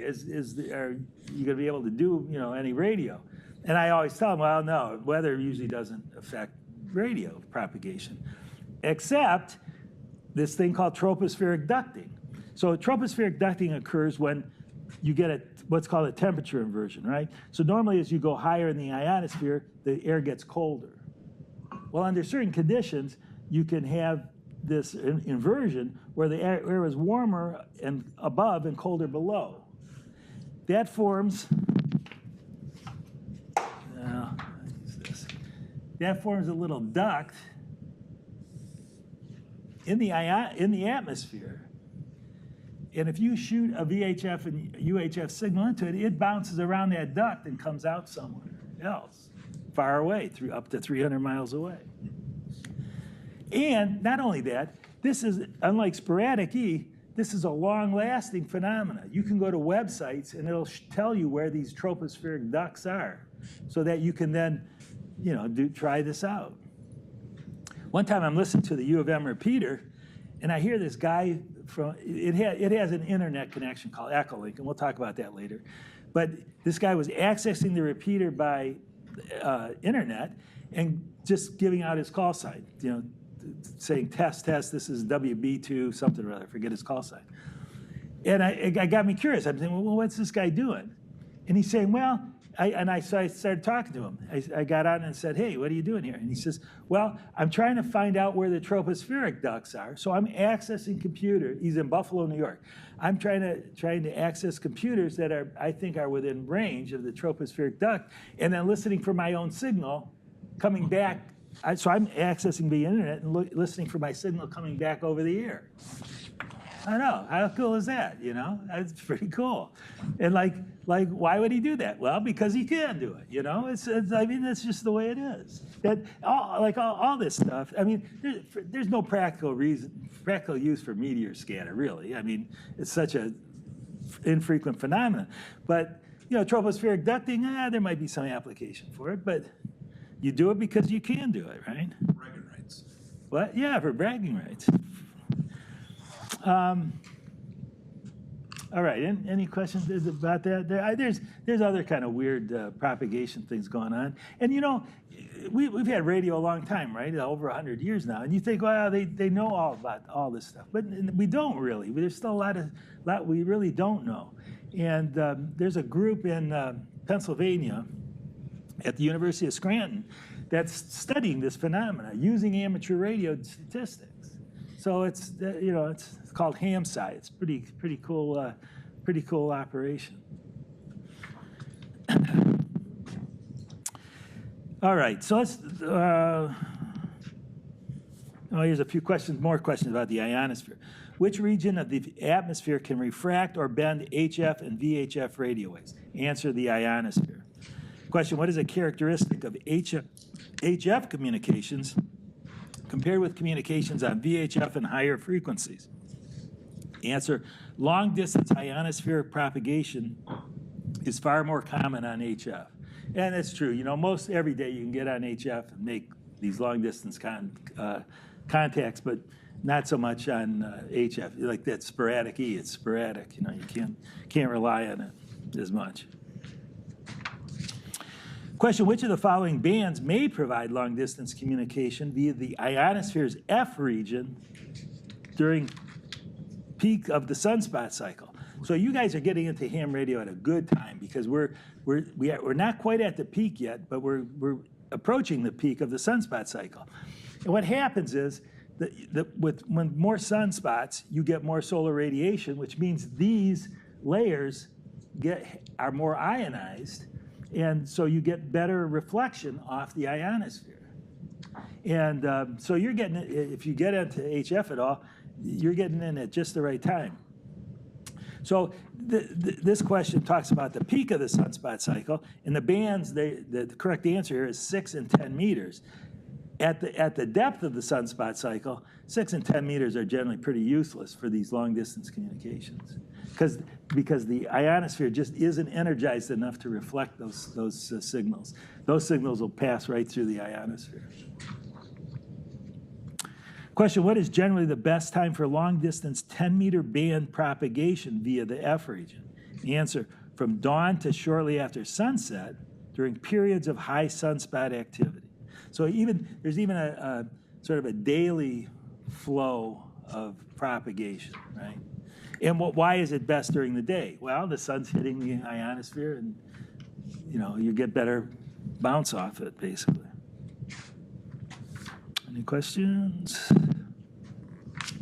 Question: what is a likely cause of irregular fading of signals propagated by the ionosphere? Answer: random combining of signals arriving via different paths. So it's just like multipath propagation on VHF, except instead of bouncing off buildings and cars and whatnot, it's bouncing, you've got multiple signals bouncing off the ionosphere and arriving at a location either in phase or out of phase. And I've drawn it here at two-dimensional, right? But it really is a three-dimensional thing. So here might be one path, here might be another path. You got multiple paths from a transmitter to a receiver.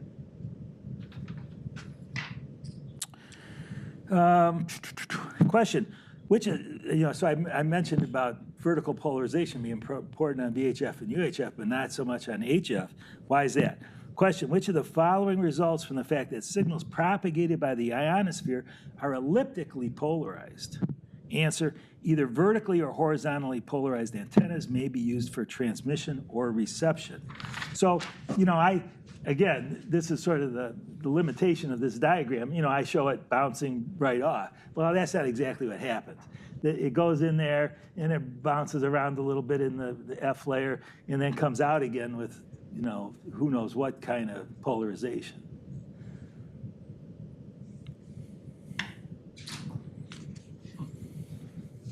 Any questions? All right. Let's talk about antennas.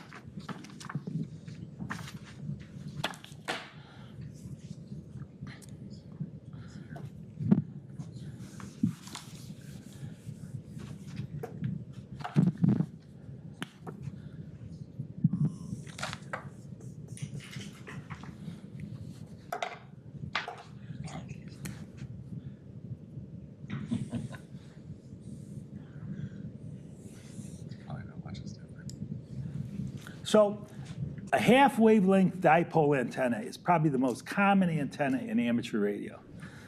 We call it a half wavelength dipole antenna because it's a half a wavelength long, or approximately half wavelength long. It's also a horizontally polarized antenna, right? Because it's horizontal, you usually string it parallel to the surface of the Earth. That gives you a horizontal polarization. Question, which of the following describes a simple dipole oriented parallel to the Earth's surface? Answer, a horizontally polarized antenna. Question, in which direction does a half-wave dipole antenna radiate the strongest signal? Well, let's look at that.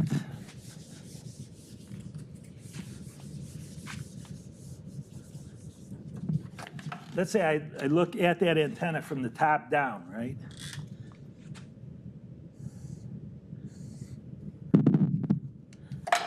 Well, this is going to radiate most broadside to the antenna. So the strongest signals are going to be broadside to the antenna.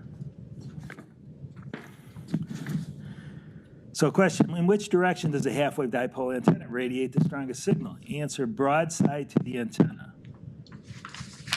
Question, what is the approximate length in inches of a half-wavelength 6-meter dipole? Okay, so 6 meters, a half a wavelength of 6 meters is 3 meters, right? 3 meters times 39.6 inches per meter. But that's not the end of it. So it's never exactly a half wavelength. It's a little shorter. And so if you multiply this by 0.95, you'll get 112 inches.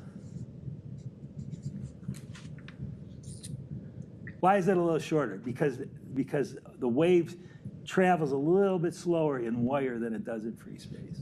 And other effects. There's some other effects that happen.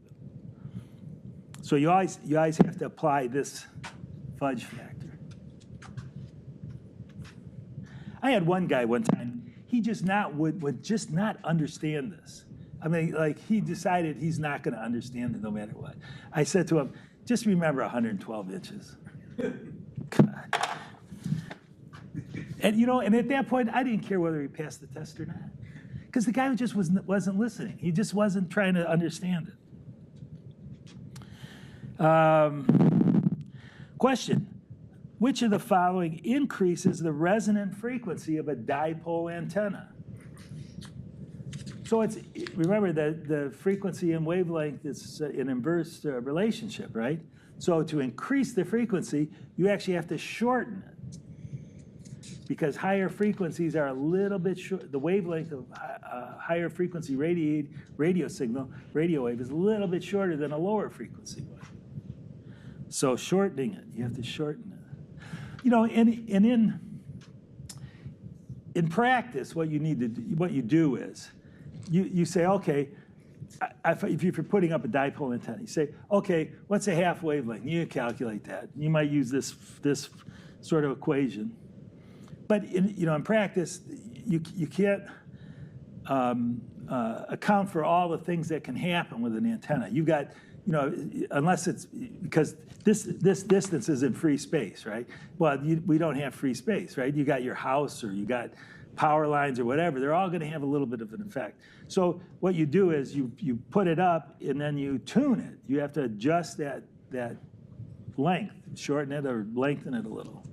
That's why you never want to cut it to exactly the wire to exactly 112 inches, because you might have to actually lengthen it a little. So you want to cut this to 120 inches or something, just in case you have to lengthen it. Then when you tune it, you can shorten it or lengthen it.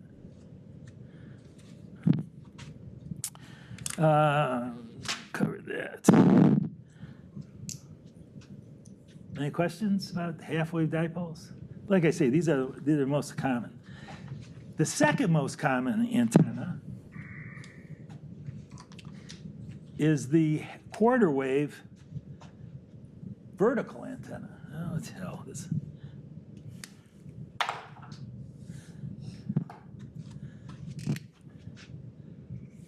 Quarter wave vertical antenna. Generally, you have some, we call these radials. And so here's the whole thing about antennas. And really, it took me a long time to figure this out. I was very bad with antennas, but now I'm a little bit better because I figured this part out. What are you doing with an antenna? You're trying to create a radio wave. You're trying to create an electromagnetic field, right? Well, how are you doing that? You're putting in an alternating current, and one leg of this is going to be positive and one is going to be negative. And so what's happening there? You're creating a field there. And this dipole is great because it's balanced, and that's the actual term we use, is balanced. And the field you're generating here is, it doesn't rely on anything, right? All you're relying on are the two pieces of wire of this antenna. Here, with a quarter wave vertical, the nice thing is it doesn't take up much space. You know, this, for a 40-meter antenna, say, you need 66 feet of space, right? Yeah, then you may or may not have that. Here, all you need is, you know, however much space you need to put up a piece of wire or piece of aluminum tubing. But the question is, how is the radio wave going to be generated? Well, so you use these radials, and the field gets generated between the what's called the radiating element and the radials. And so the signal you generate with this is going to be highly dependent on the radials you have and where you place them and all that kind of stuff. So anyway, that's a little aside, but it's an important point. Just always think when you're putting up an antenna is how that antenna is going to generate the fields that the radiated electromagnetic fields. Anyway, so you got a quarter wave vertical. That's probably the second most common antenna there is. Question is, what is the approximate length in inches of a quarter wave vertical antenna for 146 megahertz, right? 146 megahertz, well, that's about 2 meters. A quarter wave is 0.5 meters times 39.6 inches per meter times 0.95, that equals 19 inches.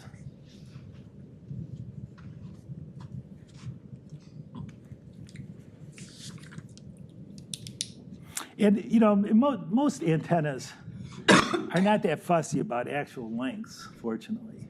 So if you normally you don't even have to tune VHF and UHF antennas. They'll just work fine. With dipole antennas for the shortwave bands, yeah, you get into tuning them. And a lot of times you have to retune them. Here's an interesting thing. I had an antenna up for a long time, and over the years, it stretched. It actually stretched. So I had tuned it to be about 7.1 resonant on 7.1 megahertz. Well, by the time I finally took the antenna down, it was resonant on 6.9 megahertz. Why? Because the wire stretched and lowered the resonant frequency. And fortunately, I had what's called an antenna tuner in my radio, and it would compensate for that, but only so much. So like I could operate in the Morse code portion of the band, okay, but the higher frequency part was outside the range of my antenna tuner, so I couldn't operate voice on 40 meters. It's I found that amusing. All right. Now, a lot of times with vertical antennas, we use what's called loading to increase the length, the electrical length of an antenna. Why do you want to do that? Well, on 40 meters, this, even a quarter wavelength, is like 33 feet. Well, that's pretty big. So even if you had a 33-foot piece of aluminum tubing, you still have to figure out a way to guy it and all that stuff. So what we do is we do a process called loading. We put a coil in the radiating portion of the antenna, and that makes it look electrically longer. So that's the question here. Which of the following describes a type of antenna loading? Answer, electrically lengthening by inserting inductors and radiating elements. So if you can reduce that by half, well, that works better. I mean, from a physical point of view. From a actual operating point of view, it's best to be as full size as possible, but sometimes it works, sometimes it doesn't. But that's called loading. This is called the loading coil. All right? Let's talk about directional antennas. So directional antennas are often called beam antennas. Why are they called beam antennas? Because they beam a signal in a particular direction, right?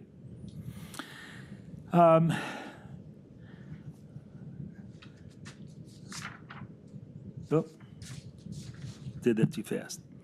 So question, what is a beam antenna? Answer, an antenna that concentrates signals in one direction. Question, what is antenna gain? Answer, the increase in signal strength in a specified direction compared to reference antennas. Now, one of the most common beam antennas is called the Yagi. And it consists of several elements.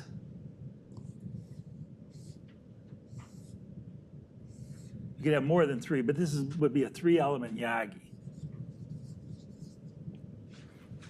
This is the driven element.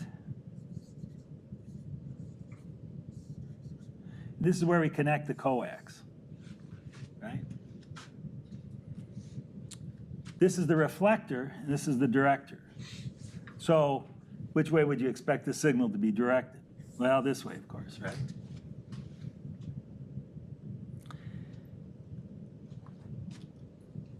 Now, the driven element is basically a dipole antenna, right? So let's take this dipole antenna here, and let's add a direct reflector and a director. Now, what's it going to do to this antenna pattern? That's what we call the red lines. What it does is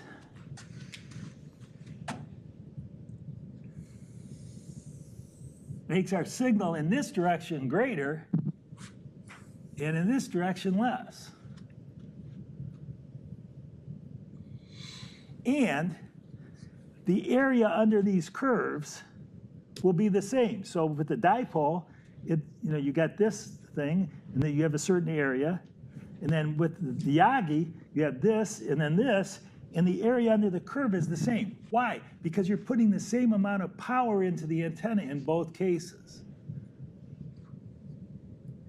With a Yagi antenna, with a beam antenna, you're just redirecting that energy in a specific direction. And I want this to dry out. And what's the gain here? This is the gain.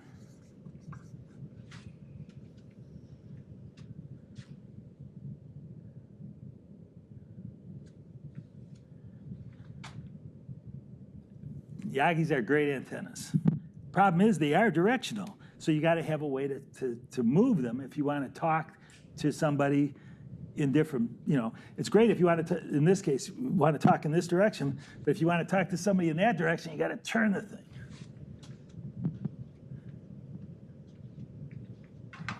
All right, any questions? Receive directional as well, right? Oh yeah, this will receive directionally too. And this is kind of a cool thing. So you're not, if you had an interfering station over here, turning the antenna here will reduce that amount of interference from the reverse side. How do you determine the gain amount, like the increase or decrease in density? Oh, that's a $64,000 question. So having said that, there are antenna modeling programs that will give you an idea of the gain. You put in these elements and it'll tell you stuff. The other way is to actually try and measure it, but measuring the strength of RS fields is really difficult. And we'll actually talk about that a little bit later when we get to the safety portion, because one of the things you have to start doing as hams is sort of at least estimate how strong the RF fields are that you're radiating, so that you don't cause yourself or your neighbors or whoever some problems. But yeah, but the antenna modeling programs will help you. Will do that if you're interested in it. But otherwise, if you buy an antenna, if you bought this Yagi antenna, they would tell you. And how do they know? Well, because they did the calculations, or they actually did the measurements in some cases. Any other questions? So on the dipoles, I was just curious. Yeah. So you have the quarter length, half length. You also could theoretically then have a 3/4 or a 7/8? Well, no. Well, okay. So that's a good question. So the whole trick here is to get an odd number of half wavelengths. So say you cut this for 7 megahertz, right? The 40-meter band. This would also be resonant on 21 megahertz, but instead of just a single half wave, you'd have 3 half waves. And the trick here is that a half wavelength gives you a feed point impedance of about 50 ohms. It's actually 72 ohms, but that's okay. And why do you want 50 ohms? Because we generally use 50 ohm coax to connect it. And we'll talk, in fact, there's more about that here. Making it longer or shorter will affect that feed point impedance. So that's why I say when we say a dipole is resonant on a particular frequency, that means it's presenting a 72 ohm impedance at the feed point. Is there a jump in terms of performance between like the quarter length, half length, and full length? Oh yeah, yeah. Is there a ratio that we have to earn? Yeah. No, there is. It's hard to quantify that though, because like I said, measuring these RF fields is hard. That's why antenna modeling, if you're into that, you really want to, and there's some free ones out there. Like there's one called MM something, I forget exactly. Maybe it's MMANA or something like that. And this is one of those things at ham radio that I keep threatening to do, like learn how to use these programs and do it. But of course, I never get around to it. That's the problem with ham radio in general. There's just so much. There's so much. Like I talked about meteor scatter. Well, yeah, so that'd be cool to do. Well, it's going to take, however long, half a day to build an antenna and then sit around and wait for the meteors to come. All that stuff, It's like, and that's just one aspect of the whole hobby, And antenna modeling is one of them, So if that's your thing, try it, like MMANA. In fact, when you do it, then call me and we'll talk about it, and then I'll blog about it or I'll incorporate it into my class or something. Seriously, that's the way I learn. That's the way I learned so much. Is like now that I have a blog, my blog is at kb6nu.com. If you haven't read it, you might want to just glance at it. I've been doing it for a long time. I sometimes joke that I have the #1 rated ham radio blog. And why do I say that? Because when you Google ham radio blog, I usually come up #1. Because I've been doing it so long. Not that it's so great, but anyway, I got a lot of interesting stuff on there, and I get questions and comments and stuff from people all the time. That's how I learn stuff, I'll write something, and I'll say, oh no, you were way off in left field on that one. Here's the real scoop, and okay, I learned something, So anyway, you learn how to do that. Call me and we'll work on it. Question, which of the following types of antennas offers the greatest gain? Answer, Yagi. Why is it called a Yagi? Because the guy that wrote the academic paper, one of the guys, was named Yagi. And actually, his collaborator, Uda, was the guy who actually developed the antenna. Yagi got credit because he knew English better than Uda, so he wrote the paper. I know. So it's a sort of a misnomer. But we call them Yagis. But it's actually a Yagi-UDA antenna. Other things, VHF, UHF transceivers. Question, what is a disadvantage of a short, flexible antenna supplied with most handheld radio transceivers compared to a full-size quarter-wave antenna? And this is the antenna that normally comes with these kind of radios. Can you put antenna loading in between that antenna and the transceiver? Well, this is loaded. If you took this rubber coating off, it's just a coil of wire inside there anyway. So there's no additional. Nah. So you want to get a more something that's closer to the quarter wavelength. Gotcha. So this antenna is much more efficient than this one. Gotcha. In fact, I have to tell you a funny story. So I bought this. This is one of those Baofengs, right? They're cheap. I got a couple of them. People will criticize you for them, but not me because I got a couple of them myself. Anyway, it comes with this. So when I first got it, I turned it on high power to hit the repeater, which is not close to my house. And after a while, I touched the antenna. It was getting warm. Well, what does that tell you? That tells you instead of radiating the power as RF, it's turning it into heat. How crummy is that, you know? So anyway, this is a much better antenna. And why? Because it's closer to a quarter wavelength. You know, it's not an actual quarter wavelength. And there, if you feel this antenna, you'll see there is some coiling of wire, so it's loaded too. But the rule of thumb sort of is the closer you get to a half wave or a quarter wave or whatever, the better off you'll be, you know. So question, what is the disadvantage? Blah, blah, blah. It has low efficiency. You know, in fact, it turns a lot of it into heat. Question, what is a disadvantage of using a handheld VHF transceiver with a flexible antenna inside a vehicle? Answer, signal strength is reduced due to the shielding effect of the vehicle. Well, you know, your vehicle is almost a Faraday cage, right? Getting a RF signal in and out can be a problem. Question, what is an advantage of a 5/8 wavelength whip for VHF or UHF mobile service? Answer, it has more gain than a quarter wavelength antenna. So here's a quarter wavelength antenna, right? If that's on top of your car, and if you instead put a 5/8 wavelength on it, it has a whole different pattern. And this is where like lengths come into play. So this is going to have sort of an omnidirectional kind of pattern, whereas this antenna will have a more directional. And this pattern is more advantageous for repeater work. Is signal strength reduced when you have an antenna on a moving vehicle since it like bends back? Oh yeah. I mean, obviously the field's going to change a little bit, but it's not that big a deal. It was something I've wondered about before. Yeah. All right, any other questions? Antennas are like, you know, obviously they're college courses. You can take a college course in antennas, right? Feedlines and connectors. Of course, you know, we talked about all these different kind of antennas, but you still got to connect it to the radio, right? So that's what a feed line is all about. Question, why is coaxial cable the most common feed line for amateur radio antenna systems? Answer, it's easy to use and requires few special considerations. So this is an example of a coax cable. You'll see that it has a center conductor and then a shield which wraps around. So in a way, it's a shielded cable, right? And why is it easy to use and requires few special installation considerations? Well, the way that's constructed, the field is entirely inside the cable until it gets to the antenna. Unlike Cable TV.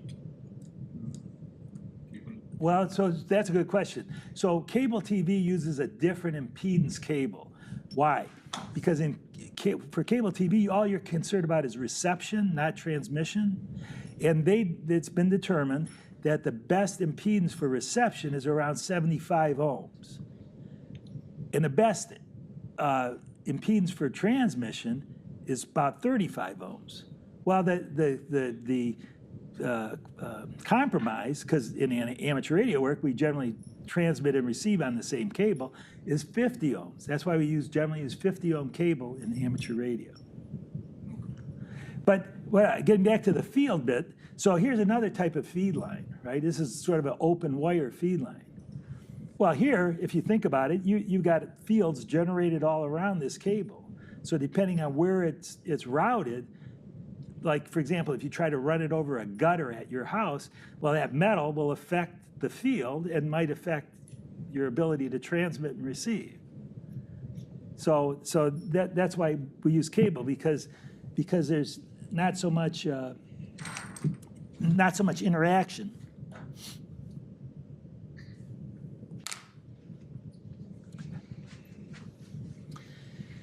So question, what is impedance? I talked about impedance.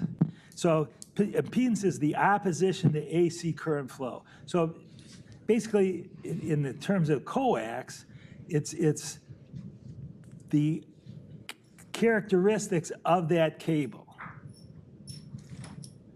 And question, what is the unit of impedance? The ohm. So that's why I talk about 50 ohm cable. That sometimes we call that ladder line. That's like 450, has a characteristic impedance of about 450 ohms. Question, what is the most common impedance of coaxial cables used in amateur radio? Answer, 50 ohms. And I just explained why, because that's a good compromise between reception and receiving and transmitting. Even so, coaxial cable is not perfect, right? One of the problems that happens is that you try and send a higher frequency signal, the loss inside the cable increases, right? So that's why, I've sent around that other one. Here's another example of coaxial cable. This has very low high frequency, or very poor high frequency characteristics. If you try to connect your antenna using this with a long length of this, then by the time it got to your antenna, you'd have no signal left, because it would all be lost in the coax. So question, what happens as the frequency of a signal in coax cable is increased? Answer, the loss increases. Question, what is the electrical difference between RG58 and RG213 coax cable? Answer, RG213 cable has less loss at a given frequency. So that piece of coax I'm sending around, that's more equivalent to RG213. This is more equivalent to RG58. So is it because that one is thicker? This one? Yeah, yes and no. I mean, there's a lot of it depends on the type of material they use for the dielectric. A lot of different factors. On the other hand, if you're operating on 80 meters, say 3.5 megahertz instead of 146 megahertz, yeah, this will be fine. It has very low loss at that frequency.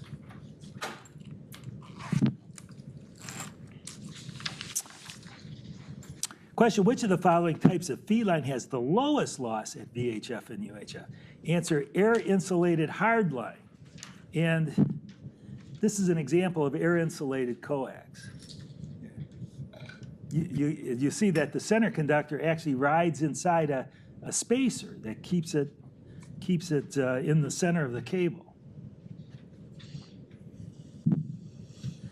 Question, what is a disadvantage of air core coaxial cable when compared? Sorry, would this be good for TV still coming in? Well, no, why? Because that's 50 ohms. And you want 75 ohms. You get 75 with this kind of air insulated? Probably. But I don't think it'll make enough of a difference. Yeah. Question, what is the disadvantage of air coaxial cable when compared to foam or dielectric, solid dielectric types? Answer, it requires special techniques to prevent moisture in the cable. So you see that air, I mean, you can get water in there, right? And one time our repeater, which uses this because it's very low loss, did get water in the cable somehow. I don't know what. It got old and the weatherproofing cracked or whatever. And you could tell when it rained because you'd get all this crackling in the communications, And it's because there was water in the coax. Well, I skipped a couple of questions here. which of the following causes failure of coaxial cables? Answer, moisture contamination. Question, why should the outer jacket of coaxial cable be resistant to ultraviolet light? Answer, ultraviolet light can damage the jacket and allow water to enter the cable. So water is bad. I mean, it's like anything in your house, right? Water is usually bad. You don't want water in your basement, you don't want water in your coax. In fact, one time, so I had this dipole at my house, and I had it up a long time. And you're really supposed to use weather seal where it connects to the antenna, like right up here, right? Because it rains and it gets wet, and most of the time we're using like PL259 connectors, which is like this connector here, and they're not waterproof. So water can get in and get into the coax. Some people even report that the water will wick down the coax and then come out in their shack, in their radio station. I never had that happen, but I had water get into my coax and degrade the performance of the coax, So, I mean, you don't want that to happen. That's one nice thing about the ladder line. It gets wet and it does weird things, but it doesn't degrade over time.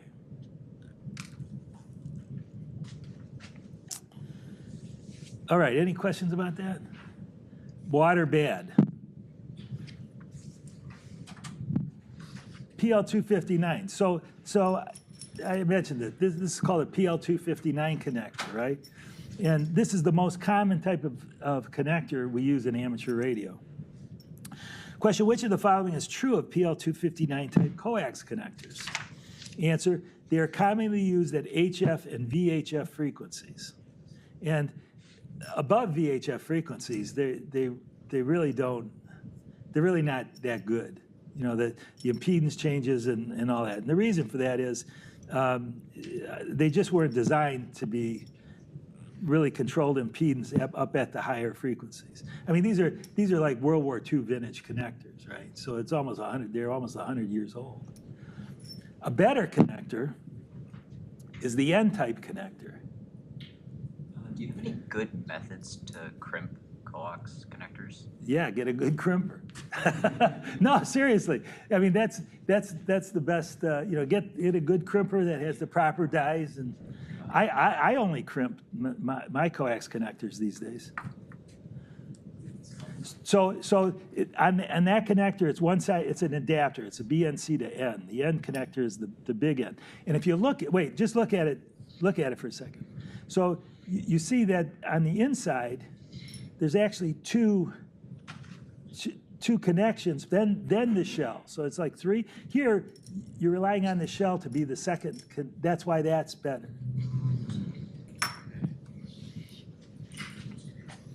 So question, which of the following RF connector types is most suitable for frequencies above 400 megahertz? Answer, type N. Would you use that for all frequencies then?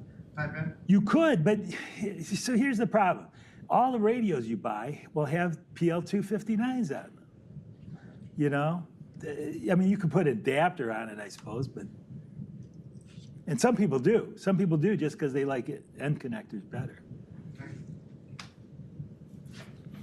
So why is all this important? Because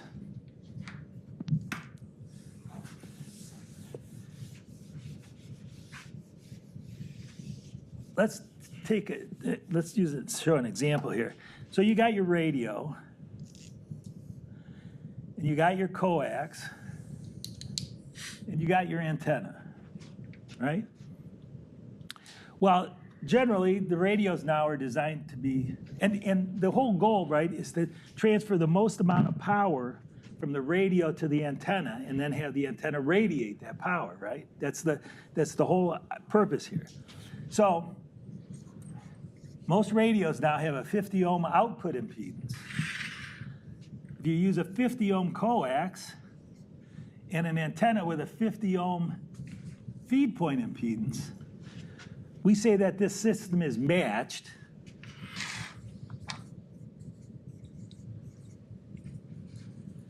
And in this situation, you will transfer the most power from your transmitter to the antenna to the air. So that's why this is important.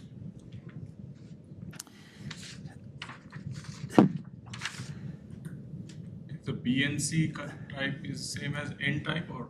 Well, it's very similar. It's not exactly the same, but it's very similar. They have the same dimensions. There's very similar dimensions. And BNC connectors are really good. BNC connectors are good up into the gigahertz range. The problem with BNC connectors, they're not rated for really high power. So, like I say, this is matched. When you have a mismatch, what happens is that some of the power is either lost in the cable or reflected back from the antenna and not radiated. That's the whole key, is it's not radiated. When you have an unmatched, so in this case, when it's matched, we say that the system has a standing wave ratio of 1:1.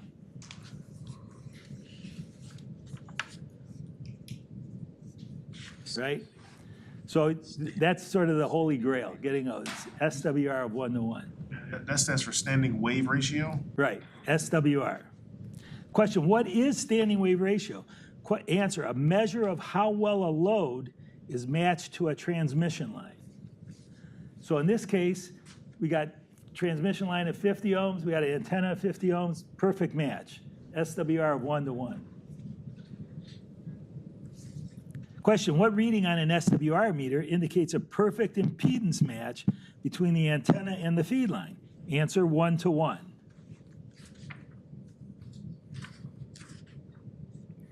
Question, what does an SWR reading of 4:1 indicate? Answer, an impedance mismatch. And why is that bad? That's bad because you're not transferring as much power to the antenna as you could as if it was matched. What is a benefit of low SWR? Answer, reduced signal loss. And question, like I said, one of the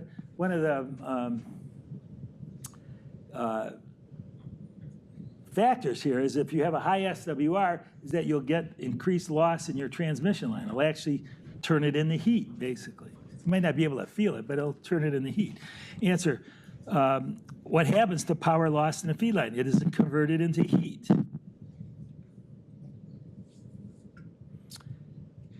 Question, what can cause erratic changes in SWR?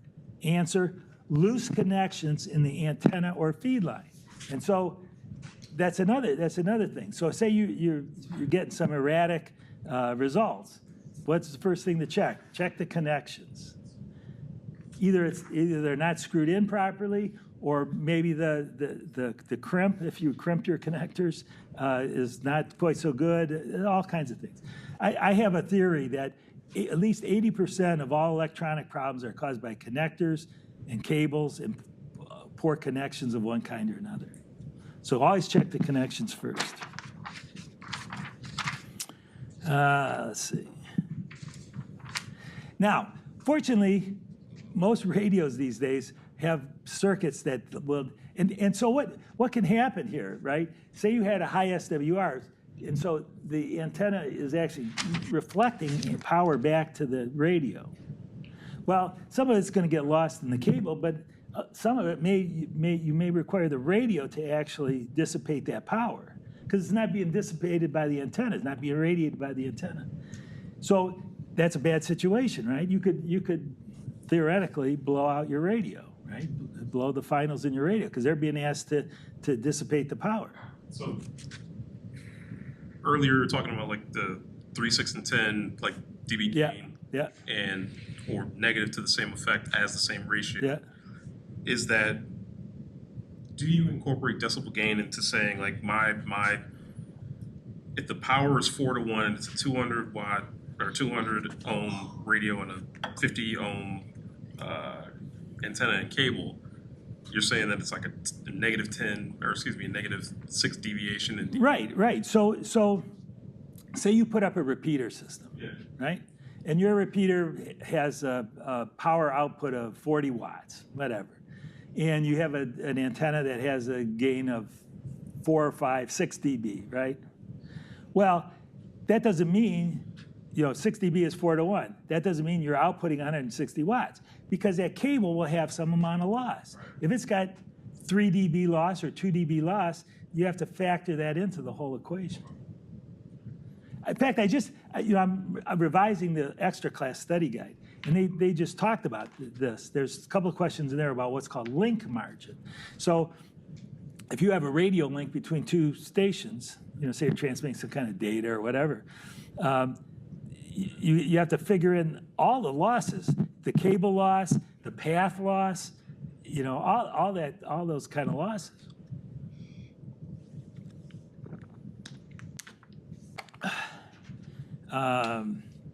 Anyway, we're getting back here. So this power that gets reflected. Now, fortunately, these days, amateur radio manufacturers are building in protection circuits, so that even if you don't have an antenna on there, then you're expecting the radio to dissipate all the power that you're trying to transmit, it'll still. Basically, what happens is it detects that there's no antenna or a very poor antenna, and they say fold back. It'll reduce the output power to a safe level. So a friend of mine says that, yeah, they've made it ham-proof. So that's the idea behind this question. Why do most solid-state transmitters reduce output power as SWR increases beyond a certain level? Answer: to protect the power amplifier transistors. So there's how do you determine the SWR on your line, right? That's the next question. Well, you use an SWR meter.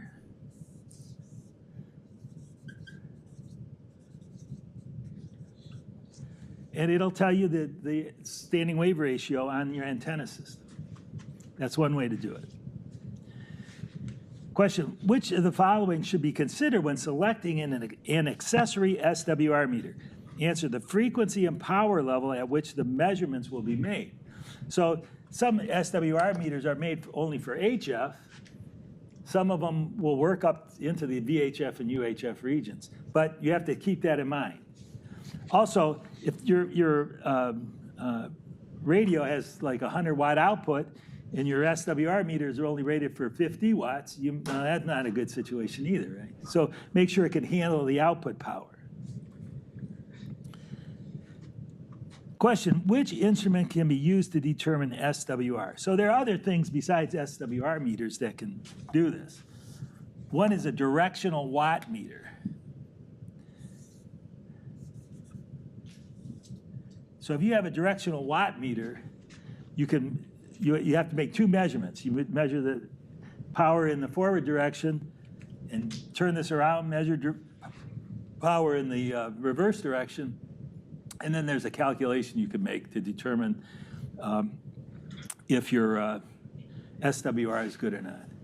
In fact, a lot of repeater people will tune this system to be get the maximum forward power, and not even. I mean, they might check the reverse power, but they figure by the time they got maximum forward power, that's as good as it's going to get anyway. Right? So directional watt meter.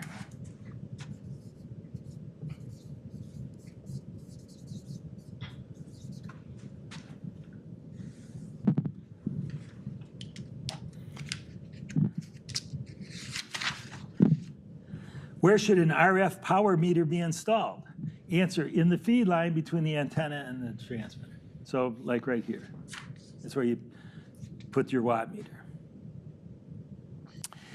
Now, if you're having trouble with your system, you put this watt meter in, you've determined, or SWR meter, determined you've got a problem. What do? You get an antenna analyzer. And these things are beautiful. I seriously, I said before that I was never very good with antennas. And I never was very good with antennas until I got an antenna analyzer.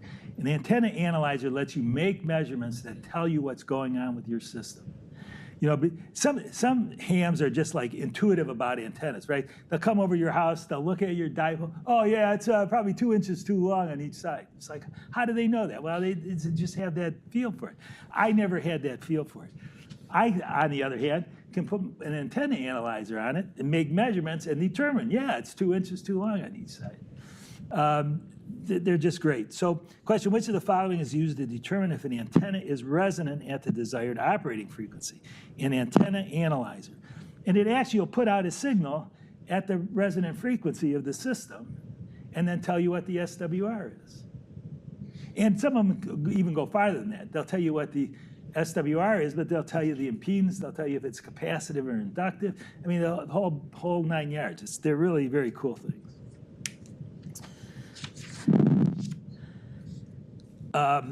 Furthermore, if you and not only that, this lets you determine if the antenna system's bad or the radio's bad, right? Like if you're getting odd results with the antenna connected to the transmitter, how do you know which is bad, right? Well, putting the antenna analyzer will tell you about the antenna system, and putting a thing called a dummy load here will tell you if the transmitter's bad. A dummy load is just a big 50 ohm resistor. And it turns the power output by the transmitter into heat. And so if you put a dummy load on your transmitter and it works fine, then you know it's not thankfully you don't have a problem with your radio. So what is the primary purpose of a dummy load? To prevent transmitting signals over the air when making tests. Answer, what does a dummy load consist of? A non-inductive resistor mounted on a heatsink. And it's mounted on a heatsink because you're trying to dissipate like 100 watts or more, whatever. So if you determine that, the best thing you're going to get here is, I don't know, whatever impedance, and the radio works fine, what do you do then? You get an antenna tuner. So if the impedance here is 100 ohms and you need 50 ohms here, that antenna tuner will change the impedance, will transform the impedance. And in fact, it's a misnomer to call it an antenna tuner. It's more like an antenna matching. Matches the impedance of the system, antenna system, to the output impedance of the transmitter. All right. Question, what is the major function of an antenna tuner? Parentheses, antenna coupler. It matches the antenna system impedance to the transceiver's output impedance. Any questions? Well, according to my sheet, it's lunchtime. If you're going to be back here by 12:25 or stay around, if you're sticking around, we'll get started about 12:25.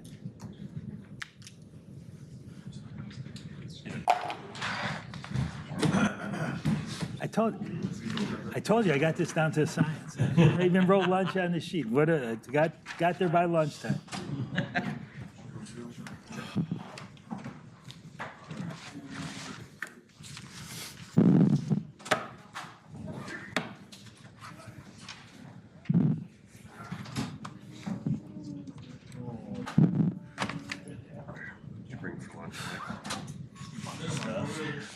Excuse me? God, man. Maybe there might be something over there. There's some vending machines across the way. Okay. Hello. Hi. You broadcast in UHF. How you doing? Good. That's good. That's a telephone filter. We don't really use those anymore since we all got cell phones. Did you ever see one of these? That's a vacuum tube. That's what we used to use in radios before integrated circuits. It's actually the little vacuum in there, and the electrons flow from what's called what is it called? The heater or the cathode to the plate. Actually, in a vacuum, if it goes across the vacuum.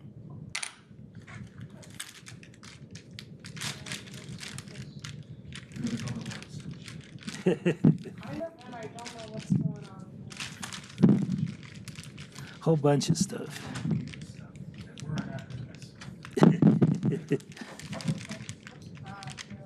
Something to do with the presentation system. Oh.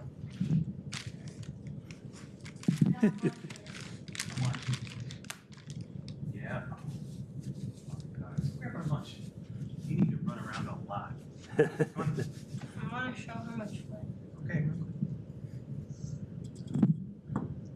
Dang it, I missed. I never was very good with a yo-yo myself. Nowadays, there's special yo-yos Yeah, for certain, for special tricks. Is this the dead one? yeah, throw it in there.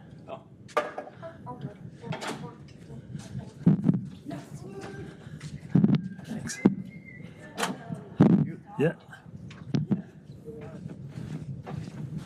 If you go out those doors, you can get back in? Yeah, and you'll have to like watch for somebody. Oh, because I see people, some. Oh yeah, I folks should that have. were walking out. I should have warned. Well, I gave them my phone number. They can call them. Okay. I'll send you down there to let them in.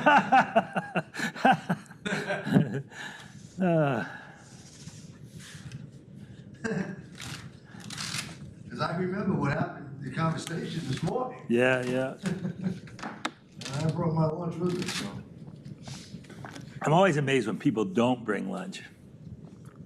I don't know if they don't eat. Maybe they don't eat. Well, that I might know be people too. that don't eat. Yeah, I that might be too. Oh.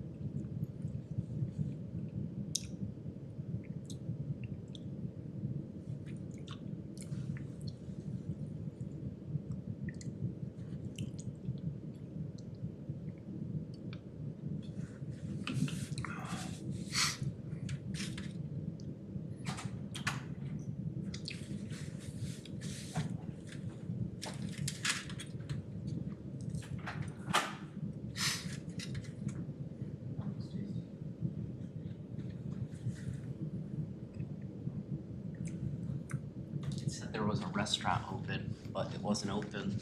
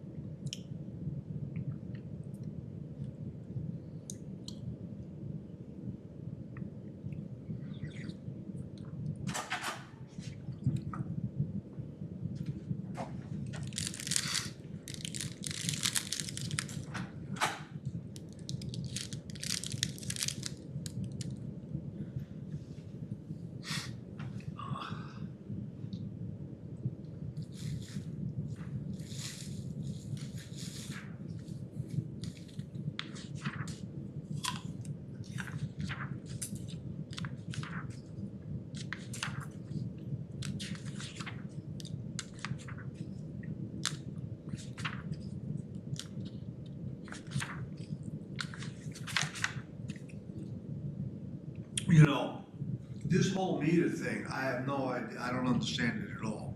I don't, you know what I mean? I'm not asking you to explain it to me. I'm just memorizing the answers. That's fine. But so to me, I'm missing the beginning part of this whole meter thing. Well, so the whole idea is you want a matched system. You want your output, transmitter output to be 50 ohms. No, I know. He'll be back up a second. When you say 146 megahertz, for example, Yeah. is equals 2 meters. Yeah. I don't know what that means. Literally. No. I don't want you to explain it to me. No, really, right? Because Okay. you know what I mean? No, I mean because I don't want to waste your time. You know? No. It's a relatively simple concept.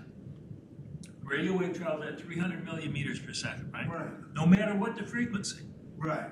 So the higher the frequency, the shorter the wavelength. Right. Because, you know, it's going to, let's say a wave travels this far in a millisecond, whatever, right?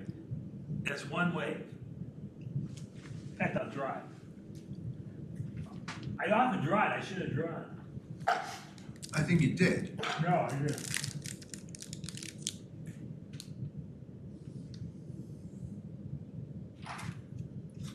So that's one wavelength at some frequency, right? At some frequency.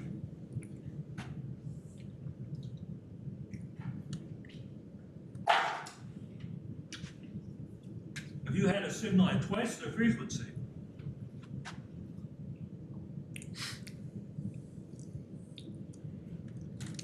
will look like that.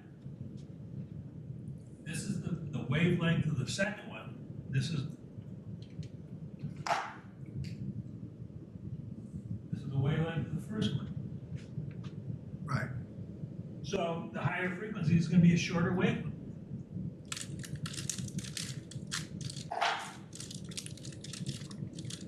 I was laughing when you said the guy that just did not understand times 0.95 and just memorized the question. I'm sitting here thinking that's me. Well, you know what, and that's okay. Because eventually I'll get it. Yeah. I mean, once I get into it. I mean, as long as I pass the test, eventually I'll get it. Because I'm gonna do a lot more studying and I intend to. Yeah, and exactly. I mean, there's so much here, there's so much stuff here that you have to memorize some of it, you know? There's no way around it. But does this sort of explain it? A little bit. Okay. A little bit. Because I keep on thinking that the frequency that you're broadcasting on is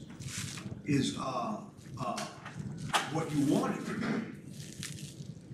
Well, right, but you know, I'll give you an example.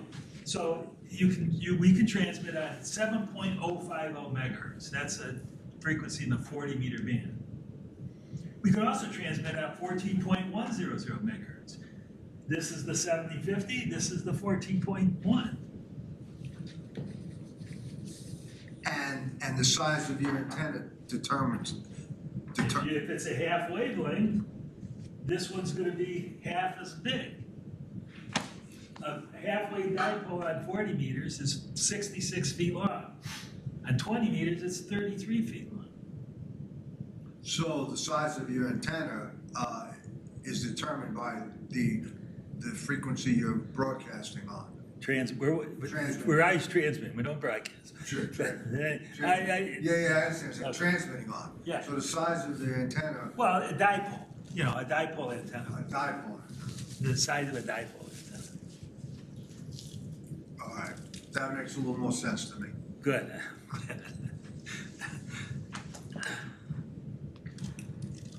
The size of the dipole antenna. Right. Or the quarter wavelength, too, you know. So thing. see see. Quarter wavelength. Well, they're just different types of antennas. Vertical is. Yeah, usually we mount the quarter wavelength vertically. Yeah. And the dipole horizontally. Right. Although sometimes we do different. Like, for example, there's a guy I sometimes contact who lives in New York City in an apartment building somewhere. He's got a quarter wavelength antenna, but it's sticking out from his balcony. So he's got a horizontal quarter wavelength. I see. I got you. Does it still go out that way? Well, he's got a quarter wavelength, so he's just got a quarter wavelength sticking out. Yeah. And instead of these radial wires here, I don't know what he does actually.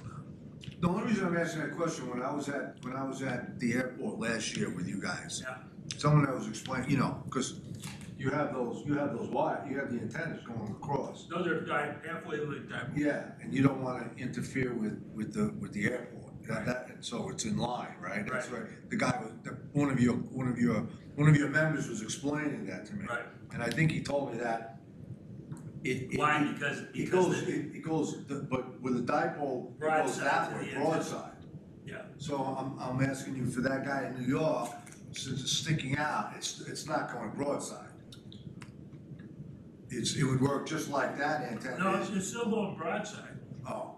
But it doesn't matter because it hits the ionosphere and the polarization gets all changed. So when it gets from him to me, I have no idea what the polarization is. Yeah. In fact, some people will have 2 or 3 antennas for the same band of frequencies. Before I moved here, I lived in Enfield, Connecticut, and the guy around the corner from me, he probably had 30 antennas on his roof. Yeah. I think he was talking to the space station and everywhere else. Sure. He had a lot. Sure. Excuse me for a second. Okay. I'll be right back. Yep.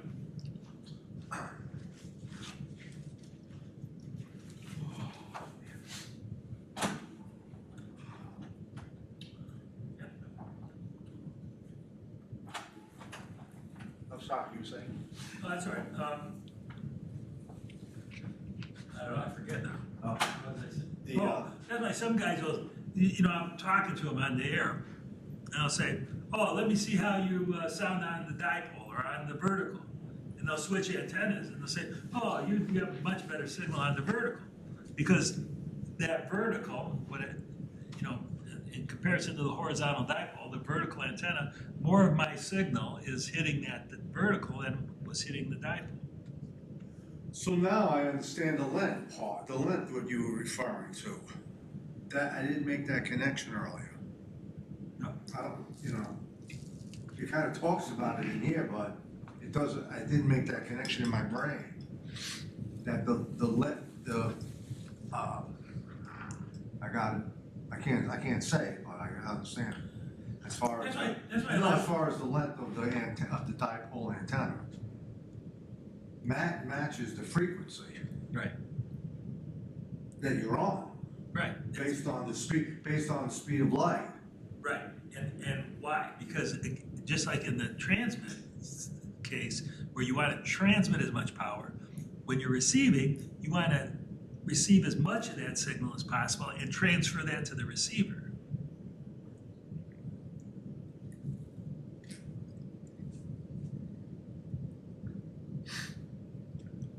But is that the minimum length that you should be using? No, it's the quote unquote exact length. Exactly. I mean, longer doesn't help. No. Short makes it worse. Usually. But length doesn't help it. No, you want it to be that length. You want a halfway dipole to be a halfway length long. Almost. Yeah, no, that's Yeah, a lot better. almost. Almost. I got almost. Yeah.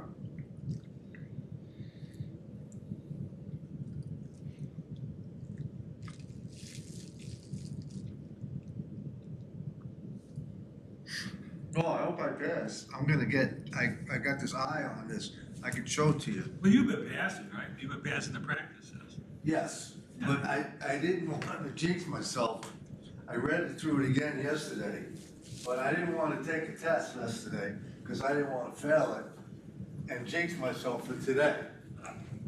But I want to show you, this from Amazon, what I was going to get, if I can see it, it was going to be my first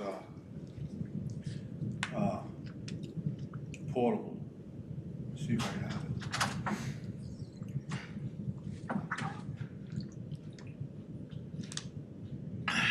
No, I don't think I have it. Anyway, I'm just going to show it to Do you you. remember what the model of make it up? Close.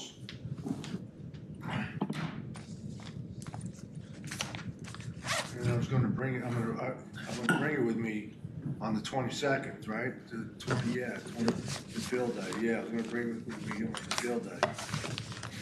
And while I'm sitting around, people could show me. Well, we're gonna get you on here. We're gonna get you on the door. Yeah, no, I know. That's what I'm going to do. I don't know where 915 megahertz. views. Oh wait, hold on. Maybe this is. Is it like a custom height or something? No, it's I saved it too. Here it is. This one. Tech V3. No, I just had it out because I was like playing around. But 3D printed case. I've never. It's cute. 10 watts. What do you do with it? Not much. Just mostly text. Yeah. It's actually pretty cool. Yeah. No. So half the reason I'm getting this, or I want to try and get this, is so I can Oh no, that's a shirt. power it a bit more. No, it's 116. Of my power consumption. And then, so the antenna, see how high it opens it up? A lot of You like know what I mean? radio It's trinkets. a lot higher. It's time to get. Referring to that. I've So that's one if I pass it, I can get friends who've had it for years, and bring them, they've stop always said, messing around with it. Yeah. And bring it with me to the field night. My friends, Well, what, the other thing is. general we have license right now. net Every Monday night at 8 p.m. Right.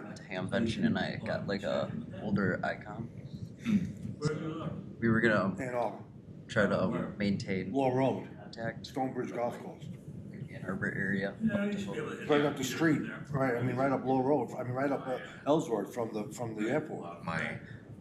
Well, the some of repeater the is indoor located tennis, on- and there were a lot of hand people, so it's like, you know, so. I never caved to doing it then. I should have done it then because I would remember. Across from where? Briarwood. 777? Right. I want to get into radio controlled. So you should be able to hit it from there.